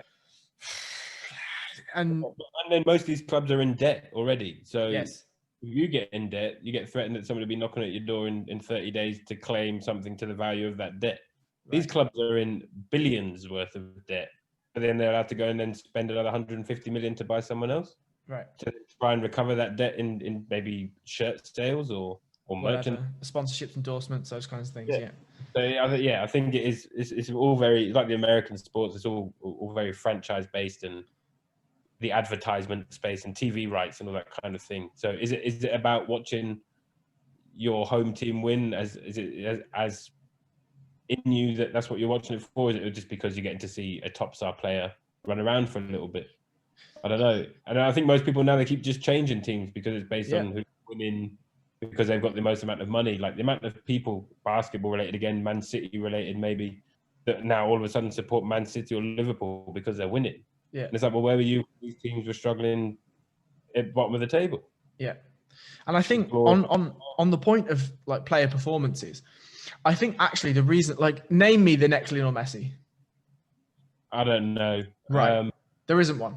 No, I don't think there'll be anybody as standout as him for right. a little while. I think for a long time. And the reason why I think that is because think about how much pressure there is on these players to perform in a business, right? Like if you're Paul Pogba and you make 5 mistakes in 5 different matches and that leads to you not winning a game, well, those 5 points that you, or those, 10 points that you've lost can determine whether you make Champions League or win a league, right? And that's hundreds of millions of pounds that you're losing because Paul Pogba made 5 mistakes. Yeah, absolutely. Imagine the pressure. Yeah. And then you think about it as a kid, right? So you're a youth team prospect. You're an Ansu Fati, or you're a Mason Greenwood, or a Marcus Rashford, or Mason Mount, or you pick the name, right, of this under 25-year-old up and coming, supposedly superstar. Do you think they're going to take risks? Are they fuck? No. Why would you? No, I don't get it. Because they'd rather have the space, so they're going to do everything they get told to do instead of taking risks. I don't think there's many risk takers anymore. Right. And what was Lionel Messi? His debut, he comes on, takes on everyone, tries to ship the goalkeeper, misses, and everyone's like, ooh. Yeah. And then what does he do? He fucking tries it again and does it. Monster. Absolute monster, right? Yeah. Who does that now? Nobody. Yeah. It's just all too scripted, really. Right. And it's more about the safety of the manager's job than taking a risk to pull something off. And that's not football. No. Yeah, I guess you're right. And a lot, especially this VAR thing now, controlling a lot of it as well. Outcomes that are too fixed, I guess, yes, it's just, it's fair, but that was why you watch football. They got another penalty in the last minute that wasn't a penalty. Yeah. And that's what you used to wind your friends up about. And now there's none of that because, like, oh, no, that did happen, but it got corrected. So... Yeah, so again, my friend Sen has an opinion on this, and I think I agree with him. It's that VAR's not the problem; it's the implementation of VAR that's the problem. Like, if an offside is offside, it's fucking offside. Like it should be called that. And if all refs had 20/20 vision and perfect hindsight, they'd know. Like, okay, it was offside. Yeah, I'm calling it. I think the difference though is when you have a millimeter of a player's toenail that's offside, it's like, all right, cool. We should probably just give them the benefit of the doubt, right? Yeah. And I think that's the implementation is what needs to be looked at, not VAR itself. But I mean, how many, like, if we relate, you were doing an under 6s class at 16 in Spain. How many of those under 6s were trying Rabonas and round the worlds and step overs and, Mate, it was so fun. I had the best time ever. And I still talk to these kids are now 18, 19. And they've all followed me on social media and found me and just to get the odd message. And they still have the respect for you because you got them into that sport. And some of the kids went far. Some of the kids went really well and got some good teams, but not because of me, but just because they followed the sport. But yes, having to teach those kids what it is to be footballers, but then let them do their own thing. Right. Try and tell a 6-year-old that he's got to stay in a position and defend the open gap, and then if this player moves here, you've got to then switch on. It doesn't work. It's like flies to shit. You just have to let them get on the field, and all of them run for the ball, and just try and just slowly break them in. Then I watched the coach that taught me everything. He did the same thing because he'd worked with them, so he had their trust from the age they were 6 years old. So by the time that they were 18, he said, I want you to do this and try this. They went, you were right all the other times. So yeah, of course I'm going to do it. And they're not on a single penny, but they have trust in what the manager wants them to do and trust in the teammates around them.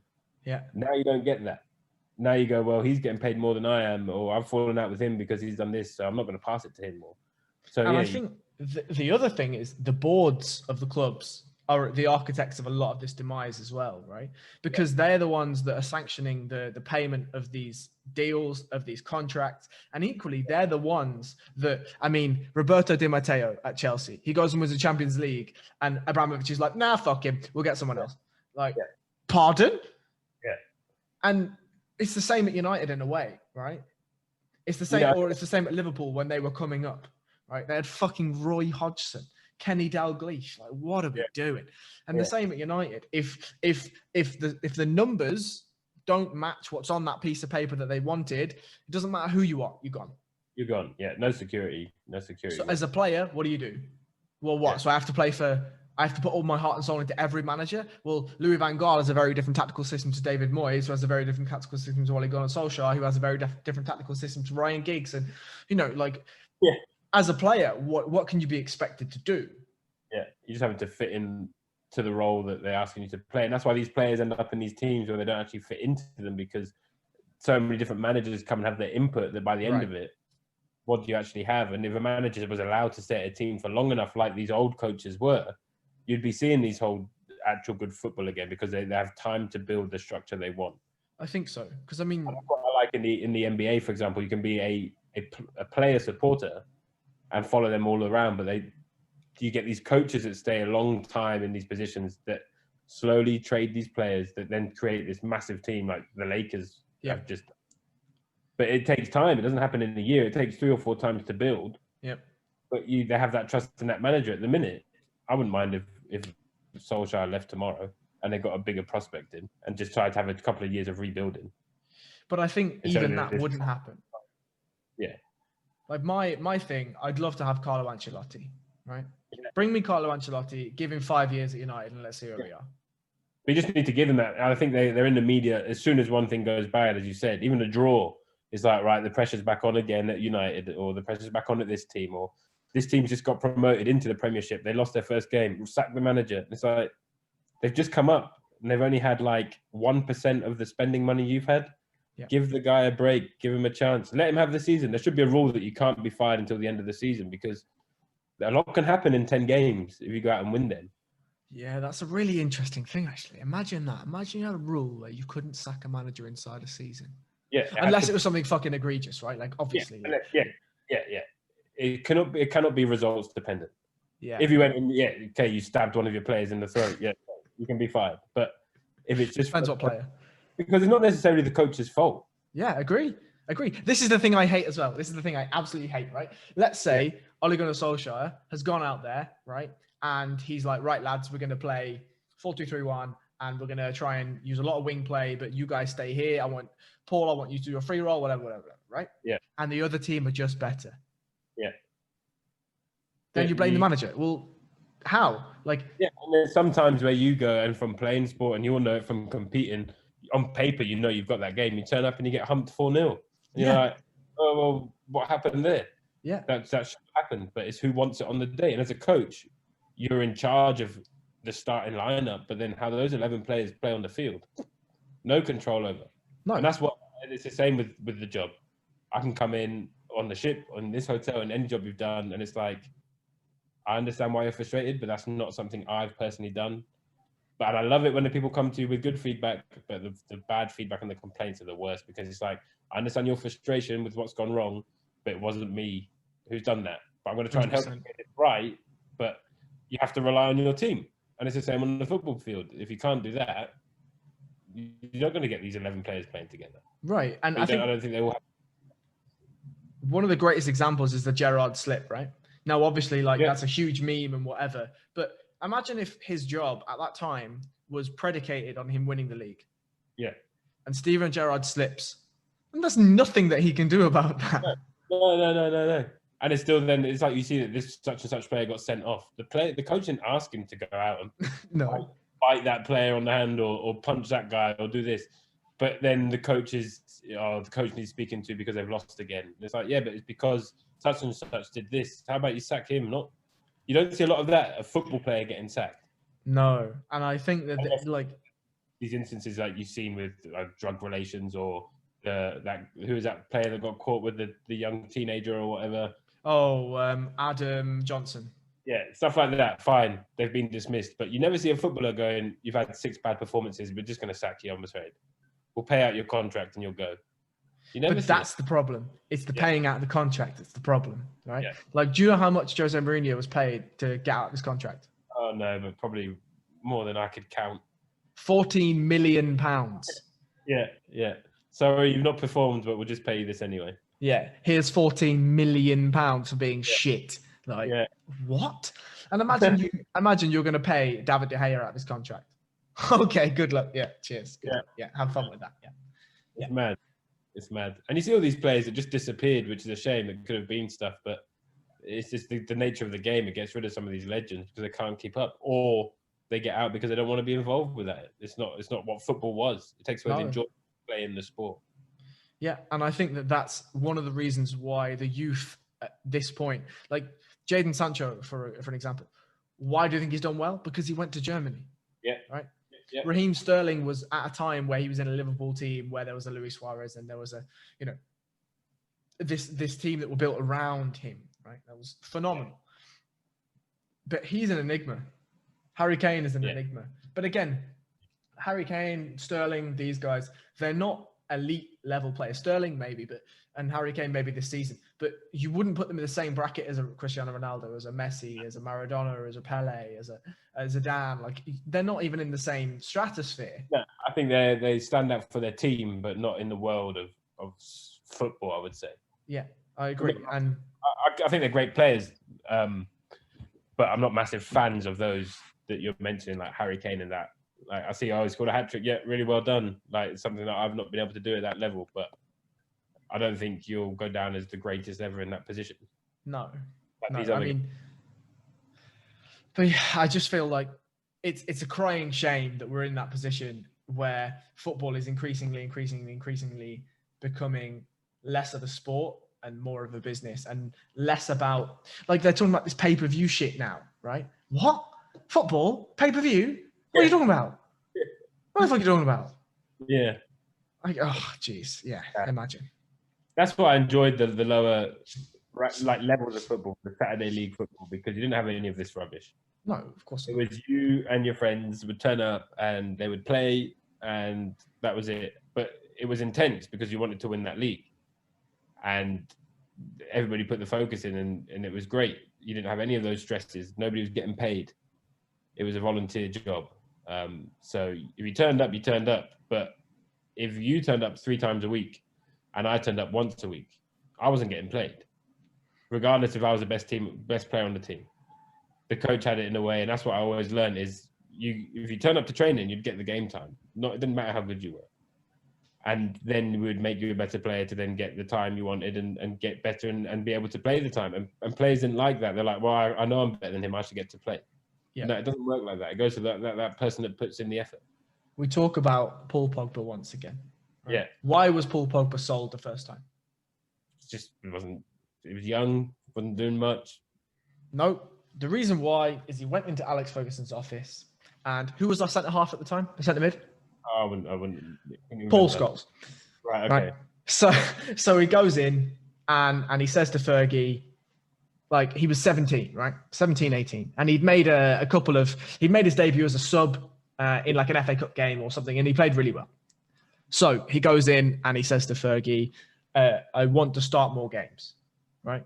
And Fergie says, look, Paul Scholes is our main midfielder. Roy Keane was still kicking about, but then it was like Carrot was coming in, Fletcher was there.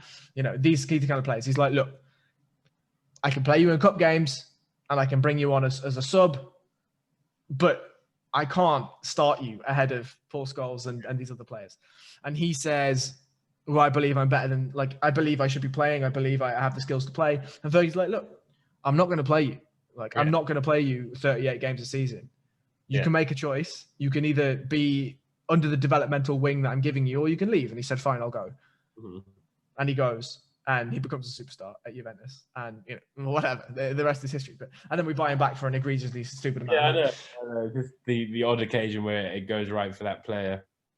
But it happened the same. Ronaldo went away and did all of his stuff. And right. But my point that you were saying is, back were the days where if you put the time in, you're rewarded for the time you put in. Now, of course, Ronaldo is different, right? Like there are bountiful stories of Ronaldo being at training at 6 a.m., banging in free kicks, and then he'd stay until 8 p.m. practicing solo drills or whatever. Like he's an enigma when it comes to hard work. But, you know, it's a meritocracy in Saturday League, right? Like you could have Paul Pogba and he just never trains at all, turns up, and the coach isn't going to pick him. Yeah. Right? That's how it should be. Right? How it should be. Now, on the topic of sportsmen, you want to talk about Israel Adesanya. Tell me about Israel Adesanya. Well, I don't really know much about him, but obviously from scoping the podcast out from when I met you and telling you, I could see he was heavily influenced by the sport. Talked to you already about living with the guy, so I know bits about it, and I watched the odd fight, know what Conor McGregor gets up to, that kind of thing. Yeah. But I had a friend recently just showed me one of the videos of his fights. And he was like, fight. Yeah, but unfortunately we did it in the wrong way. We did it in the backwards order, but it was just one. Okay. I think we're just scoping through YouTube to find something to watch. And that fight came up, maybe the Costa fight. And then he was like, well, if you like that, this is what led to that. And if you like that one, this is what led to that one. So it was just like, we watched it in reverse order, but to see that guy and come out and do what he's done, I think it was quite impressive.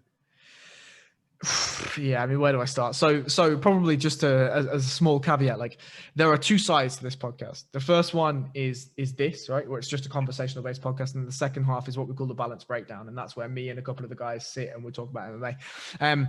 But yeah, Israel Adesanya, Jesus Christ. So he comes from a kickboxing background, like a pure kickboxing background.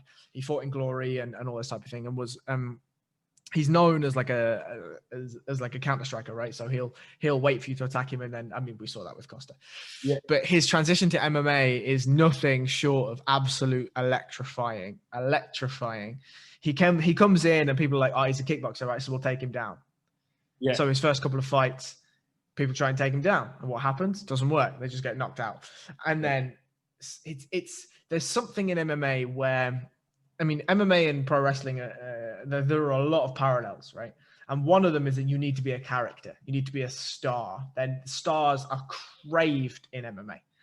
And Israel Adesanya is a star, right? Yeah. He knows how to speak to the camera. He is very much his own personality. He says things how he says things, and then he fights how he fights. And, you know, the team that he comes from as well, again, his coach, Eugene Behrman, City Kickboxing, like an amazing team. And the story of how Israel got into City Kickboxing, again, is beautiful. Like, do you know the story? No. Right. I mean, like, we were watching, I think it was one of them Hot Wings or something things. Oh, yeah, with him and Anthony Joshua. Yeah, and we were watching that, and I said to my friend, I don't even know who that guy is. And he was like, well, let's watch this. So I literally don't know anything about him apart from watching those 3 last fights and the way in the build-up to why the fights were so big. Yeah. I don't know anything about his background apart from he's fighting for Nigeria out of New Zealand or something. Yes, correct. So he begins kickboxing, right? At a different gym, whatever, has his fights, whatever. And then he decides he wants to do MMA. Takes an MMA fight with absolutely no experience whatsoever and just thinks like, fuck it. It can't be much different, right? Yeah. And he didn't have a coach. So a friend asks Eugene Behrman, can you coach this guy? Like, whatever. Or maybe Israel asks him. I can't quite remember. But anyway, Eugene turns up to coach him. Israel basically just gets wrestled for 3 rounds. And Eugene says, I'm never coaching you again. Like, you clearly didn't prepare. I'm not putting my name to that, basically. Yeah. Izzy then turns up at City Kickboxing and says to Eugene, like, please coach me. Like, I want to do this, whatever. Eugene says for about 6 months, he just turned him away every week, just turned him away, until eventually he was like, look, come for 1 session and let's see what we've got. And now he's the biggest fighter out of that gym. Yeah. I like it a lot. I don't know what's happening next. I kind of read something he might have to go up a weight class. So, okay. So, right. So we're going to go into a story now. Bear with me and we'll get there. So, Israel Adesanya, middleweight champion. Yeah. One of the greatest fighters of all time, John Jones, was the light heavyweight champion. John Jones is, who can I say he's like? I guess in some ways he's like Lionel Messi. And the reason why he's like that is because he was a child superstar, came in at 19. He was the youngest champion in the UFC ever. And his run to win the light heavyweight title was nothing short of incredible. He was fighting legend after legend after legend in their prime and just making them look like schoolboys, right? It was unbelievable. Since then, Jon Jones has been embroiled in lots of problems outside of the octagon. Drug charges, assault charges, hit and runs, this kind of stuff. Inside the octagon, he's also been tested positive for performance-enhancing drugs on more than one occasion. So he's actually been stripped of his light heavyweight title twice, but he's never lost the light heavyweight title in the cage, right? He has a blemish on his record, which is due to a fucking ridiculous rule, which is called 12-6 elbows. So if you imagine that you hit someone in 12-6 elbow, like, do you know why that rule is in place? Is it a safety measure? Oh no, it's hilarious. So you can kick a man in the head with your shin, right? Right. But because at the time that MMA was in its inception and the rule makers were in discussion, because in the old kung fu movies, you could see guys break bricks by elbowing them from 12-6. They decided that was too violent for the sport. Yeah, but you can hammer fist somebody on the floor or whatever. Right. Or you can boot someone in the face when they're standing and put them into the shadow realm. But oh no, you couldn't possibly hit someone with a 12-6 elbow. What's even more ludicrous is if you do 11:59 and 5:59, it's perfectly legal. Yeah, because he mentions that in that Hot Wings thing. They asked him what rule he could change, and he said 12-6 elbow. Yeah, exactly. So Jon Jones basically pasted the fuck out of a guy called Matt Hamill, and then he threw one 12-6 elbow and got disqualified. So everyone that has ever heard of Jon Jones knows that really he's unbeaten, right? It was just a stupid rule that gives him a disqualification. So he's never lost, right? He's had this incredible rivalry with a guy called Daniel Cormier, who's an ex-Olympic wrestler, light heavyweight champion, just a phenomenal man in all sorts. But anyway, Bones has been teasing at going to heavyweight for a long, long time. Eventually, he decides to relinquish his light heavyweight title, goes up to heavyweight. He hasn't fought at heavyweight yet, but the likelihood is that he fights at heavyweight. Now, Izzy comes in, and Izzy's been jawing at Jon Jones for a little while. The reason why is there's some similarities. They're both very lean for their weight class. They're not big, bulky, hulky guys. Yeah. They both have a beautiful striking style, right? And they're both black, right? So people are like, oh, that's Jon Jones Jr. No, it's fucking not. It's really not. And Israel did really well to move away from, oh, he's just a small Jon Jones, right? So but Jon is, I mean, the MMA fighters at the highest level. The ego that these guys have are in a different stratosphere, right? Yeah, man. Yeah. There's like jawing at each other and bits and here and there, but different weight classes. Jon Jones would never be able to cut the weight to middleweight. It just wouldn't happen. He's a huge man, as is Izzy, but he's just a fucking massive guy. Now, Jan Blachowicz, European zone, Poland zone, manages against all odds. Like in about 2-3 years ago, he was on a 3-fight losing streak, 3-1 in his last 4 fights, turns it around, goes on a run and beats Dom Reyes, who had a really close fight with John Bones. He wins the title. Unbelievable. And Izzy's like, cool, I'm going to light heavyweight. Now, the reason why he's going to light heavyweight is because he wants to fight Jan Blachowicz, beat Jan Blachowicz, and then turn around to Jon Jones and be like, you held this title for 8 years. It's mine now. Right. It's like the ultimate, I'm pissing on your gravestone. Do something about it. Yeah. So Izzy wants to go up, one, because being a double champ in MMA is really, really rare. But also it's a way to entice Jon Jones. That's what it is. So, and then what, would Jon Jones come down, or would Izzy have to go up? So Izzy is saying that he'd happily go up to heavyweight and fight Jon Jones. But what it really is it's like the new boy has come in and stolen what was yours. Are you going to come and defend your territory, or are you going to let him take it, right? And Jon Jones's ego would never in a million years allow Izzy Adesanya to have that light heavyweight title and him not come and challenge for it.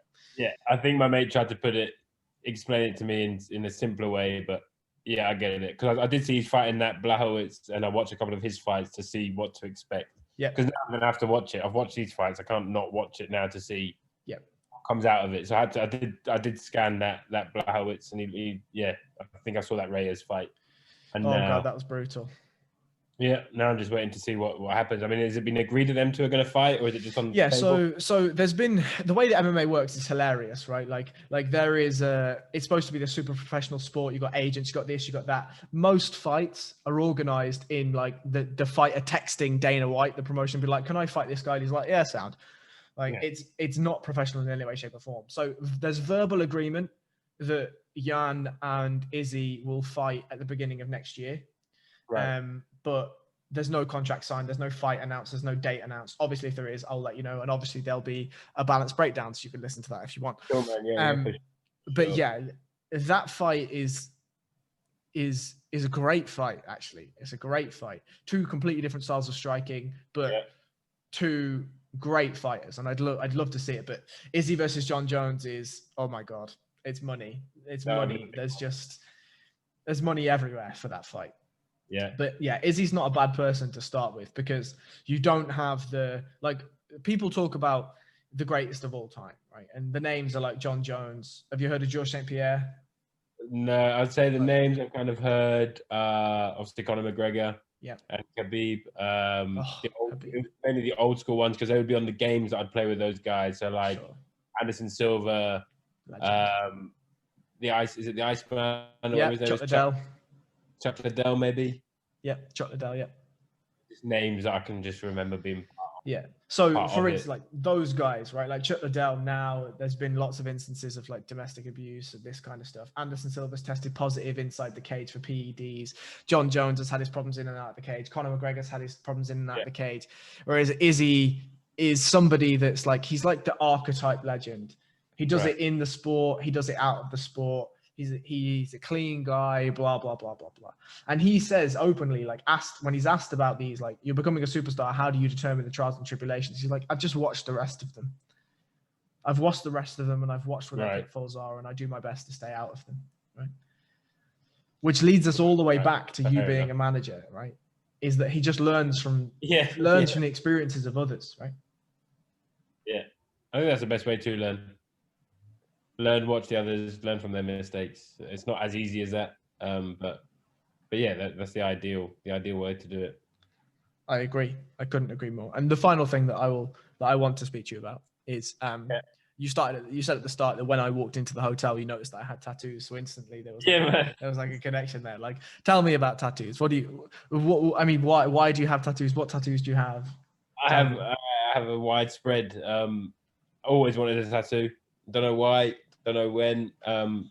But parents were like, never happening until Dad will never forget this, but he made the mistake of saying, once you live under my house and until you start paying your own rent and paying your own way, you do as I say. Fair enough. Like, okay, fine. So I moved out, went to uni, had some money around my birthday time, and I was like, I'm getting a tattoo. And he was like, I didn't tell them, but I thought, what can I get that he won't mind? Because I always dabbled with music stuff, treble clefs and all this kind of stuff, and finding different things. I thought, if I get a Scotland flag, he won't kick off too much about that. So I went and did that, and it was awful, terrible.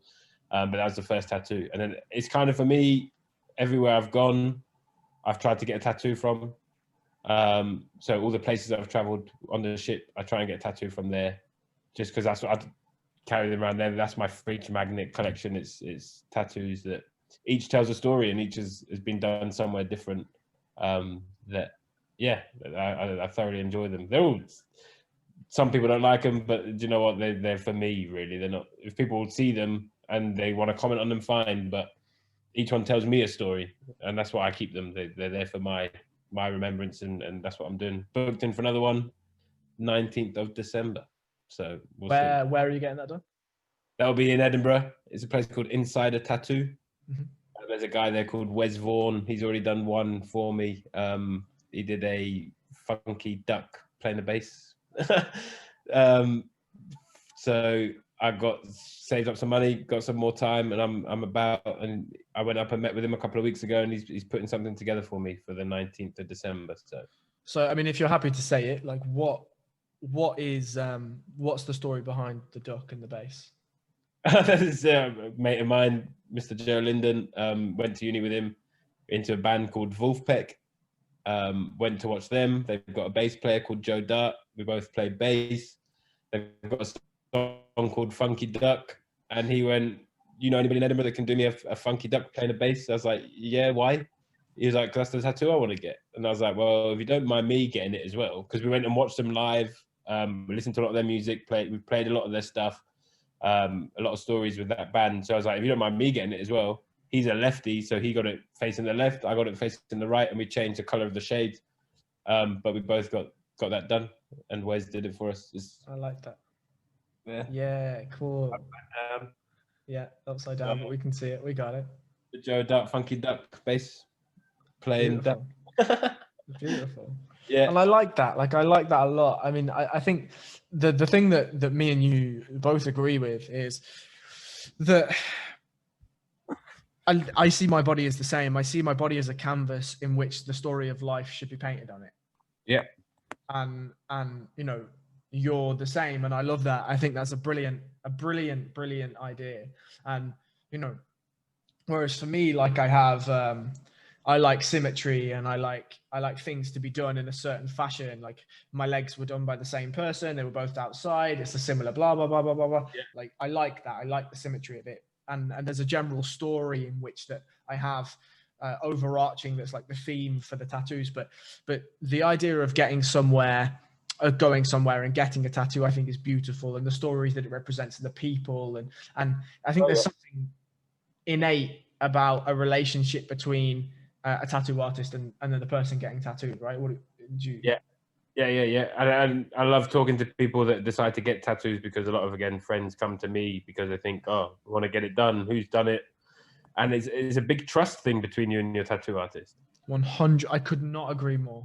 Yeah, and it's a big trust thing. And before, you're like, oh my God, that's far too expensive, I don't want to pay that. But then when you go and get a tattoo done cheaply, especially in this country, you don't get what you do get what you pay for. You get utter shite.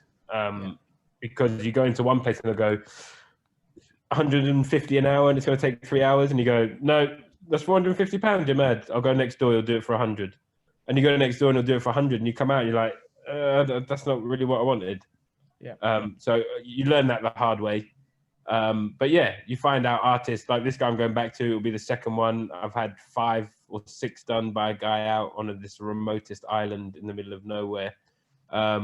And I've got a couple in Edinburgh before. I've got a couple from another guy, 3 from one guy who sadly passed away. Because you go back to someone who's done work, you trust them, it's healed well, not faded. And yeah, you might have had to pay an extra £100, but it's worth it at the end of it. Yeah, I mean, like, people that buy artwork, right? Like, they don't, you're not going to see an artist with a beautiful canvas be like, I give it you for 20 quid. Yeah, of course not. It's thousands of pounds, if not hundreds of thousands of pounds. Yeah. There's no different in tattooing, right? It's artwork at the end of the day. And I think that the other thing that really frustrates me about when people lowball tattoo artists or go to tattoo artists that charge a small amount of money for a small amount of skill is that that's what you're paying for, right? Like, the tattoo artist in Edinburgh, Wes, like, how many years has he been tattooing? Oh yeah. He's labelled as he's a cartoon specialist. So yeah, he knows what he's doing. Right. He's been doing it a long fucking time, and he's tattooed a lot of fucking people, and he knows what he's doing. You're not paying for a tattoo. You're paying for a tattoo and 15 years experience, and you know, et cetera. And I couldn't agree with you more. Is that, you know, what you're doing here is you're asking somebody to paint into your skin a forthright and deep, meaningful idea. Yeah. And you want them to do that for 50 quid. Yeah, of course. How important is that idea to you, right? That's what you got to question. And that's why now it's not about how much it's going to cost. It's about, have I got the right guy to do what I want? Like this time, we've got it. Yeah. Last time I sent Wes a couple of pictures and an email, and he understood what I wanted. This time I sent it, and he's like, I think I've got it, but can you pop in? And I just want to see the space I've got to work with it. And I was like, of course. So I went in, he had all the technology he needed, took a picture of my leg, uploaded a little sketch he had, resized it, played around. And then by the end of it, he's like, I need a couple of weeks to work on it and get the final product, but I've got this. I was like, yeah, I know you do because I've seen what you've done for me already. But now when it comes to it, I'm not worried about that day coming because I know on that 19th, I'll walk in, I'll lie down, it'll get done, I'll come out and it's done. And I'll part with the money and I don't have to worry about it. But I had a friend go for a tattoo the other day and she went up for the consultation meeting. And when she got there, the guy said, oh, I didn't have you booked in. It's like, fuck. well, he's been told that time and date by you to come. Now she was getting a calf piece done. Once you're lying flat down on the bed and you can't see what this guy's up to and he's already messed up your first meeting, do you then trust to part with your money with that guy that he's going to do a good job? Because he wasn't accurate with the easiest part of it, which was just to meet me face to face to talk about it. Yeah. So I think, I learned that way the hard way, that don't just go the first thing, have a scout around, find somebody like this guy. We wanted a Funky Doug cartoon style. We looked up cartoon artists. They brought us to him. And if you want a piece done and there's a specialist local, get it done by them. Don't get it done by a guy who'd rather do old school Navy and Sailor Jerry tattoos. Don't ask him to do a portrait of your child baby because it's not going to work. You need to find someone who's passionate about what they do. Yeah. And don't be afraid to travel is what I would say. Yeah, absolutely. I've only ever had one tattoo in the UK. Two tattoos in the UK. Everywhere else, I've been Russia, Montreal, France. I've been places to get tattooed, right? Like, I don't mind. I'm going to I'm going to New York to get tattooed in February. Like, great. Well, if the borders are open, hopefully. Maybe. You just got to travel because, like, I get it. You see some fantastic art over here, but then I see some guys from the Philippines that I work with, and they're like, amazing. You paid £400 for that, and they're like, yeah, and they're like, it's like the size of, I don't know, your telephone, and then they go, do you want to see what I paid like 20 quid for in the Philippines? And they pull their shirt off, and they've got their whole back done. And it's like, yeah, this was from a lady who's like 100 years old up on a mountain and just like tap style, 20 quid. And we were just there for like 6 hours and I brought her some beers. And it's like, that's what I want to get done. 100%. Like, all the different ones, right? Something different. Like the ones I got in Fiji, they cost me like £20, £30 in the back of a video shop, but the guy was a legend and they're all fine, all healed fine. The ones from Vanuatu in off the coast of Australia, cheap as anything, but the product was better quality than what you get back here. Yeah. And I was a Filipino guy just working there having a bit of fun, and he did like 6 of my tattoos. Just because every time we went there, people were like, "Do you want to go to the waterfalls? Do you want to go scuba diving?" And I was like, "No, I'm going to go and get more work done." And that's what I would do with the 4 hours off in these islands. You're just sitting there watching the TV and just blue sand, blue beaches and white sand just out the window. It's insane. Like I've spent a lot on my tattoos, right? Like I've spent a lot, but the cheapest one is the biggest piece I have. Right. Which is. Right. Yeah. Wow. Yeah. So it's not finished yet. I need to go back to Moscow and get it finished. But like that was 600 quid or whatever it was. And it's like my whole chest. Do you know what I mean? Whereas I spent thousands on other pieces. And yeah. And I don't know why that is. I don't know. That's just the UK style. Moscow's cheap, mate. That's and I think they're more strict on the accreditations of cleanliness and all of that kind of thing, which is great. Don't get me wrong, but then you have to pay to keep these standards all up high. I think abroad they're not as strict with those kind of things.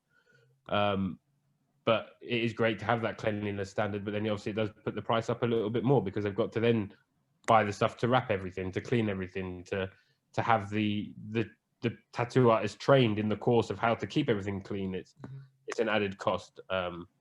And I think there's a lot of competition where now a lot of younger people or anybody getting a tattoo, they're convinced to go to the cheapest person to save the money. But you see some of these dog tattoos, man, they're dodgy. They're proper dodgy. I just think it's completely antithetical to the idea of tattooing. Like the root of tattooing is to brand you to a group of people. One of the most primal and innate forms of human socialization, and you can get it branded in you. Yeah. And you just now want to water that down to as cheap as you can fucking find it, whatever it is on the wall. Give me a flash tattoo, give me this, give me that. Fuck that. No, I'm sorry, I'm not in it. That's why when I was getting these ones abroad, it's a touristy thing as well, isn't it? People just rock up and go, "Oh, I've been here. Let me just get a palm tree because I've been to somewhere where I've seen a palm tree." Fuck off. I would never go in and pick one out of the book like that. No, never. And the people who get these Chinese things that they don't understand what they mean, and then pork and beans, yeah. Yeah, you see all that. I always go in with an idea that's not necessarily mine or somebody's done for me, but this is what I want. but can you do it this way, this way, this way, that they're fairly unique, and then I can carry them around. And each one reminds me of a time since I've been getting them, of a story or a time that I remember. One guy once sat with me in a bar and said, "Oh, just tell me about your tattoos." And it was like, all right, but have you got time to sink like 5 pints and you don't have to be anywhere for a couple of hours? He's like, no, let's go. And that's what I like doing about it, is talking about them. And yeah, it's an art form. It's absolutely an art form. Which one gets the most attention? The Bridges one, the one of the south, the bridge you would have driven past. Remember the rail bridge? Yeah. So I got that one for free. Wow. Yeah, that was free? done. Yeah. How'd you get tattoos for free? Teach me. Favors in it. No, my good friend, he didn't have time to finish the. I've got this whole kind of. Let me just put this laptop somewhere a bit more reasonable. This whole like biomech. Okay. Yeah. Okay. But he just. So I had the Scotland flag up here originally, the first one, and he covered it all up for me. Right. Didn't get time to finish this, so I went back after 2 weeks. He's like, yeah, we'll get time to finish it. It still wasn't healed properly, so he did this one, and I was like, had the money out, and he was just like, no, don't worry about it. That's on me. Because I'll tell everybody to go to him. I'll tell crew members to go to him. I'll tell passengers to go to him. I would go there, bring him a lot of trade. He liked skulls. He collected skulls, so I'd bring him some skulls that I'd find at souvenir shops. So yeah, it was good. He did that one. I've got one of a panda on my leg that gets quite a bit of attention. Well, tell me about both. Yeah, they will do. The panda and tell me about the Scottish bridge. Well, the panda one, it's from a friend. He had a big tattoo on his back of him lying on a beach lilo, and there's a shark going round, and he was drinking a carton of milk. And this guy was a volleyball scholar guy from Chicago called Derek. Good friend. I said to him, what does that mean? He was like, oh, this came from, I don't know the full story, but this came from a lecturer or from a teacher that inspired him to be where he was. And he went, before you leave or we part our ways, can you draw something that, for me, that I can carry around to remind me of what you've done for me? And that's what he drew for him. This whole him laying down, he drank a lot of milk, something about the sharks. It was a story that they could share. So when I was ready for a new tattoo, couldn't come up with any ideas that hadn't been done, I gave him the opportunity to do the same thing. That's amazing. I said, draw me something and I'll get it done. And he went, nah, man, you won't do that. I went, give me an idea and I'll get it done. And he was like, okay. So he went away, thought about it. So he came up with this panda sitting with some glasses, holding a martini glass. And I've got like our little uni. We made up our own little frat group. There wasn't really a frat group. It's just, we lived in a place called Thaxted Court. So we created a little Greek sign that we just had. We referred to ourselves as the Alpha Thaxted Omega, just between our friends, nothing like American style. So they came up with that symbol, and I got that done by a friend. So the panda's kind of pointing over to the uni symbol, and it all means something together. But I got that one done, by the same guy away in Port Vila, Vanuatu. Just went in and went, I want a panda, holding a martini glass, wearing sunglasses, pointing to the right side in a kind of watercolory style. And he went and he just turned back, come back a week later, did it 4 hours, and it was like £200. But it's sick, yeah. I really like that one. So there's a lot more in the book. I've clocked that one on your forearm, but I've just not been able to work out who it is from. This one? Yeah. This is Chester Bennington. It's some sort of rapper or singer or... It's Chester Bennington. What's that? Say that again, you just cut out? It's Chester Bennington. Don't know who that is. Linkin Park. Right. Yeah. I wouldn't know their names individually. I like some of their music, but I wouldn't know who he was. Yeah, so Chester is, I mean, I got it because really nothing to do with my love for the band. Like, obviously I love the band. They're a great band. You know, anyone, they're a weird band. They kind of crossed over, right? Especially with the Jay-Z collaborations and that kind of stuff. Like, people from all different walks of life and genres of music realized, oh, this Linkin Park band, like, they're all right. I'll listen to them. Yeah. But regardless of what they did for me in my childhood, but it's more that the overarching theme of my body is like the difference between chaos and order.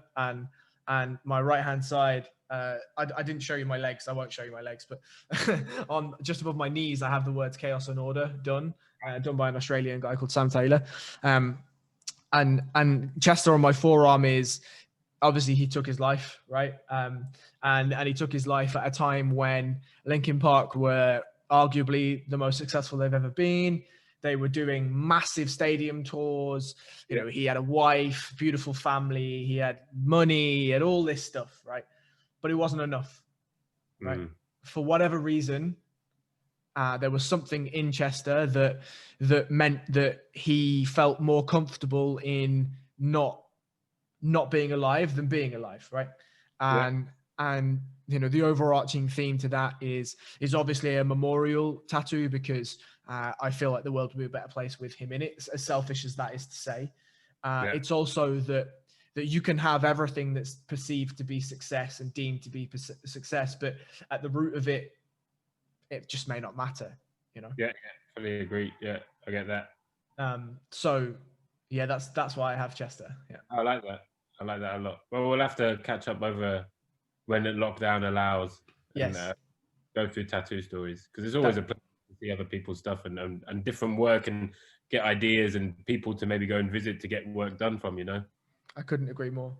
Yeah, I've just always had to be careful because of the work, but the last ship I went on to, I rocked up on the ship and I was like, there's 3 things at work you've got to be careful when. Yeah, tattoos, piercings, and the beard. Always a problem. Yeah, always a problem, especially when you go to like the cruise ships, wanting to be clean shaven and that. So this time I went onto the ship, I went, never worked for this company. I'm going to go, I'll find out the rules day one, because that's when you're going to find out. So I turned up in the uniform, just went and got ready, and my boss went, beard's fine, keep it tidy. He had 2 full sleeves, full chest, all legs, don't care about the tattoos. You got to get the piercings out. I was like, right, fine. You're going to give me 2 out of the 3. And it's only the scaffold piercing that tends to close up. This one's fine. Tongue piercing, you get away with. But yeah, the tattoos now is hard because now I know it's not an issue that I can go below. I'm just going to try and do what I wanted to do before when it was an issue. And then once I've got the right idea to cover forearms, and when it's at a point where it doesn't matter anymore, I'll do that. Because my dad, the one thing I respected from what he did say of the tattoo thing was try and keep it professional. Or whatever. And I don't agree that should be a thing. I agree. Because it doesn't make me a better person at my job or a worse person at my job. None of them are offensive to anyone, really. Yep. Unless you're offended to a duck playing a bass or a bridge over some water, you know. None of them would really offend anyone.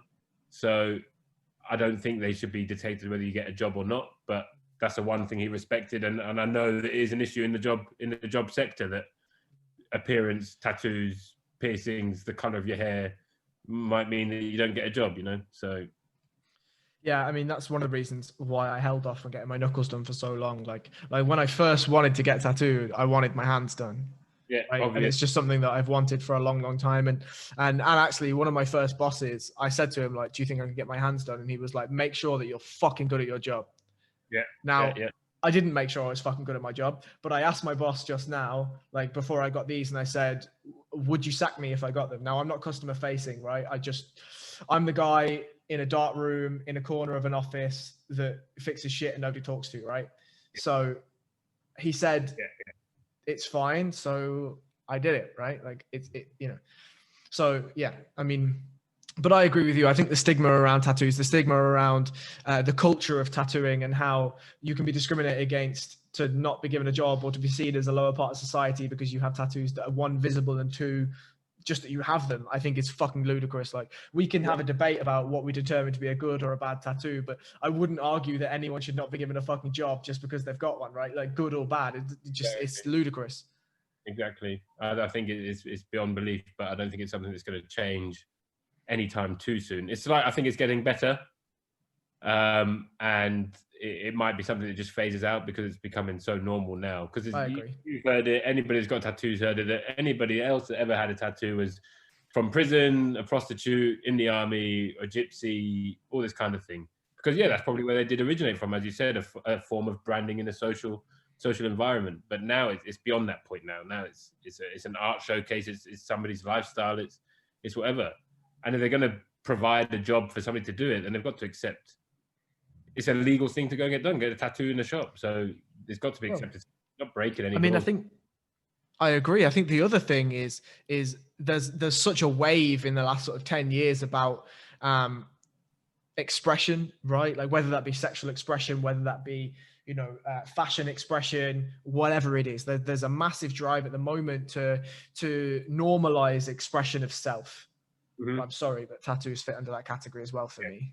Yeah, and it's the same thing with people that stretch the ears or anything like that. Whatever they want to do, it's not. It doesn't like if we take my job for example. If I've got an ear stretched, it's not going to make the food taste any different. No. Even if the chef has his ears stretched, it's not going to make the food taste any different. So let people. If that's the way that somebody can express themselves and they're comfortable expressing themselves, but you're going to force them to not be comfortable by having to work in a way that they're not comfortable in working in. That's how some people might hide behind something. That's how somebody might feel the way that they can go out and about their stuff is because they're comfortable in the way they feel. For them to take that away, I don't think it's justified. But I don't think, as I said, it's going to be something that changes tomorrow. It's something that I think is getting better. But yeah, I mean, I'm lucky enough that, I mean, you could walk into that hotel and not know I've even got a single tattoo. I agree. Because of what I wear to work. But then on the ships, I'm more in a short sleeve shirt and shorts because you're working around the Caribbean, you know, you can't just do it in a full 3-piece suit. But yeah, that's one thing. I've always kept them professional. But there's always a attempt just to go all the way up the neck and all across the hands and all that kind of thing. You see stuff online and in books when you're waiting to get one done, or just it pops up on somebody's feed that, yeah, it would be great to have everything covered. But yeah, it's keeping it reasonable. I mean, the one bit of warning, little by little, we're tackling. Yeah, 100%, little by little, and obviously there's a vast amount of conversation when we talk about patience and all that bollocks as well. But the one thing I will say is that point you just made about, like you could walk into the hotel and nobody would know I've got a tattoo.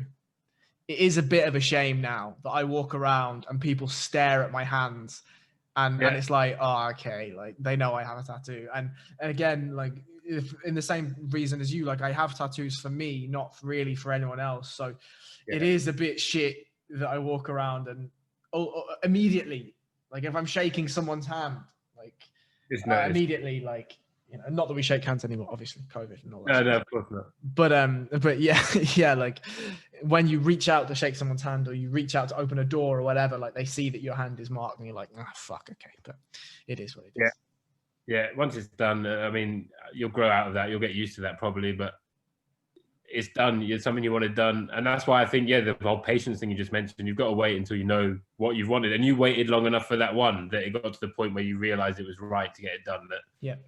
And you're prepared to deal with what comes with it. Like I got loads without telling anyone. And then I finally got around to telling people, and it was like, well, you kept that hidden. It was like, yeah, because I didn't know what was going to come of it. And then it was like, tell us when you get one, but don't let us see it, kind of thing. And then it's just like, well, if that's the way it's going to be, I'm just going to keep getting more.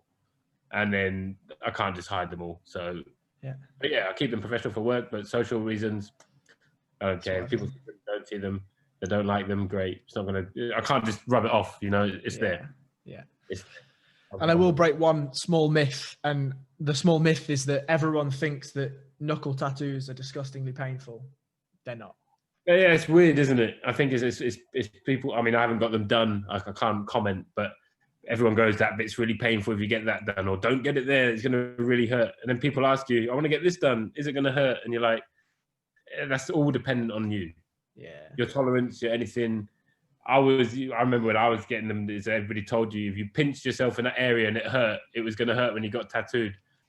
Everywhere hurts when you get pinched. Yeah, I think it's based also on the quality of the artist, which is what you pay for again. On how light I've had work done and I've gone back and said, can you fix this? And they've gone, whoever's done that's gone too deep into your skin. Whoever's done that's done this wrong or used the wrong needle for that technique. So that's again what you're paying for. If you pay a bit more, I've been to some sessions where I've fallen asleep. Yep. And they're like, you can't fall asleep because you need to let us know if it's hurting you. I was like, well, if you think that I've been able to fall asleep, do you think I'm in any discomfort here? And they're like, we know, but by our license, we need to know that you're okay. And it's like, okay, well, if you hear me snoring, just slap me. No, I'm where you go. But it's because you go in all sorts of tiredness states, because that's the only time you can get fitted in and you want to get it done. Yeah. Yeah, I think everybody's different pain threshold. And I've had bits where I'm like, oh, that really did tickle, when people have said that bit's fine. And people have told me that bit's the worst. And I've been like, that's great. I actually thoroughly enjoyed that. When can we do it again? Where was the worst pain? I don't really know. I think kind of near the shoulder, the collarbone. Really? Up here for like right on that bony bit there. I think that was Okay. that got me a bit. Inside of arm, soft tissue was okay. Just a bit. I'm quite a ticklish person anyway, so it was just like that was a bit unbearable. But apart from that, they were all okay. Near the shin bone was a bit. It wasn't a pain. It just you could feel that irritating of it rattling that you normally wouldn't, and it's just like, okay, that's just a bit weird and uncomfortable. But yeah, I don't think I've experienced too much like screaming, I don't want to get this done. Like you see people get a line done. It's like, right, I've had enough of that. I'm not doing it anymore, and just walk out. And you're like, what did you think you were signing up for? Like it's part of it, I think. And I think that's why I've got so many, is because it's not necessarily addicted to how good the piece looks or what the piece is. It's the enjoyment of going through the process and going to a tattoo shop and getting that done. Mm-hmm. So we'll see. I'll have to send you a picture when it's all done. I'm not revealing what it is until it's done because it's I'd like that. It's a surprise. That'd be good. Yeah, it's all booked in. 19th is it? I gave him Tuesdays, Wednesdays are my days off. So it was kind of like, right, the only Tuesday, Wednesday I could do is this far away. And every day I'm just like, all right, I want it now. I want it now. And the other day I walked past, I could see him in the window and he couldn't see me. I was like, I want this tattoo right now. I'm here. But it's just the part of the game, innit? You just got to wait for it. For sure. Well, look, we're just over 2 hours deep, and I realize that it's 7:30, so I should probably release you for some food and an actual evening of watching sport rather than just wittering onto me.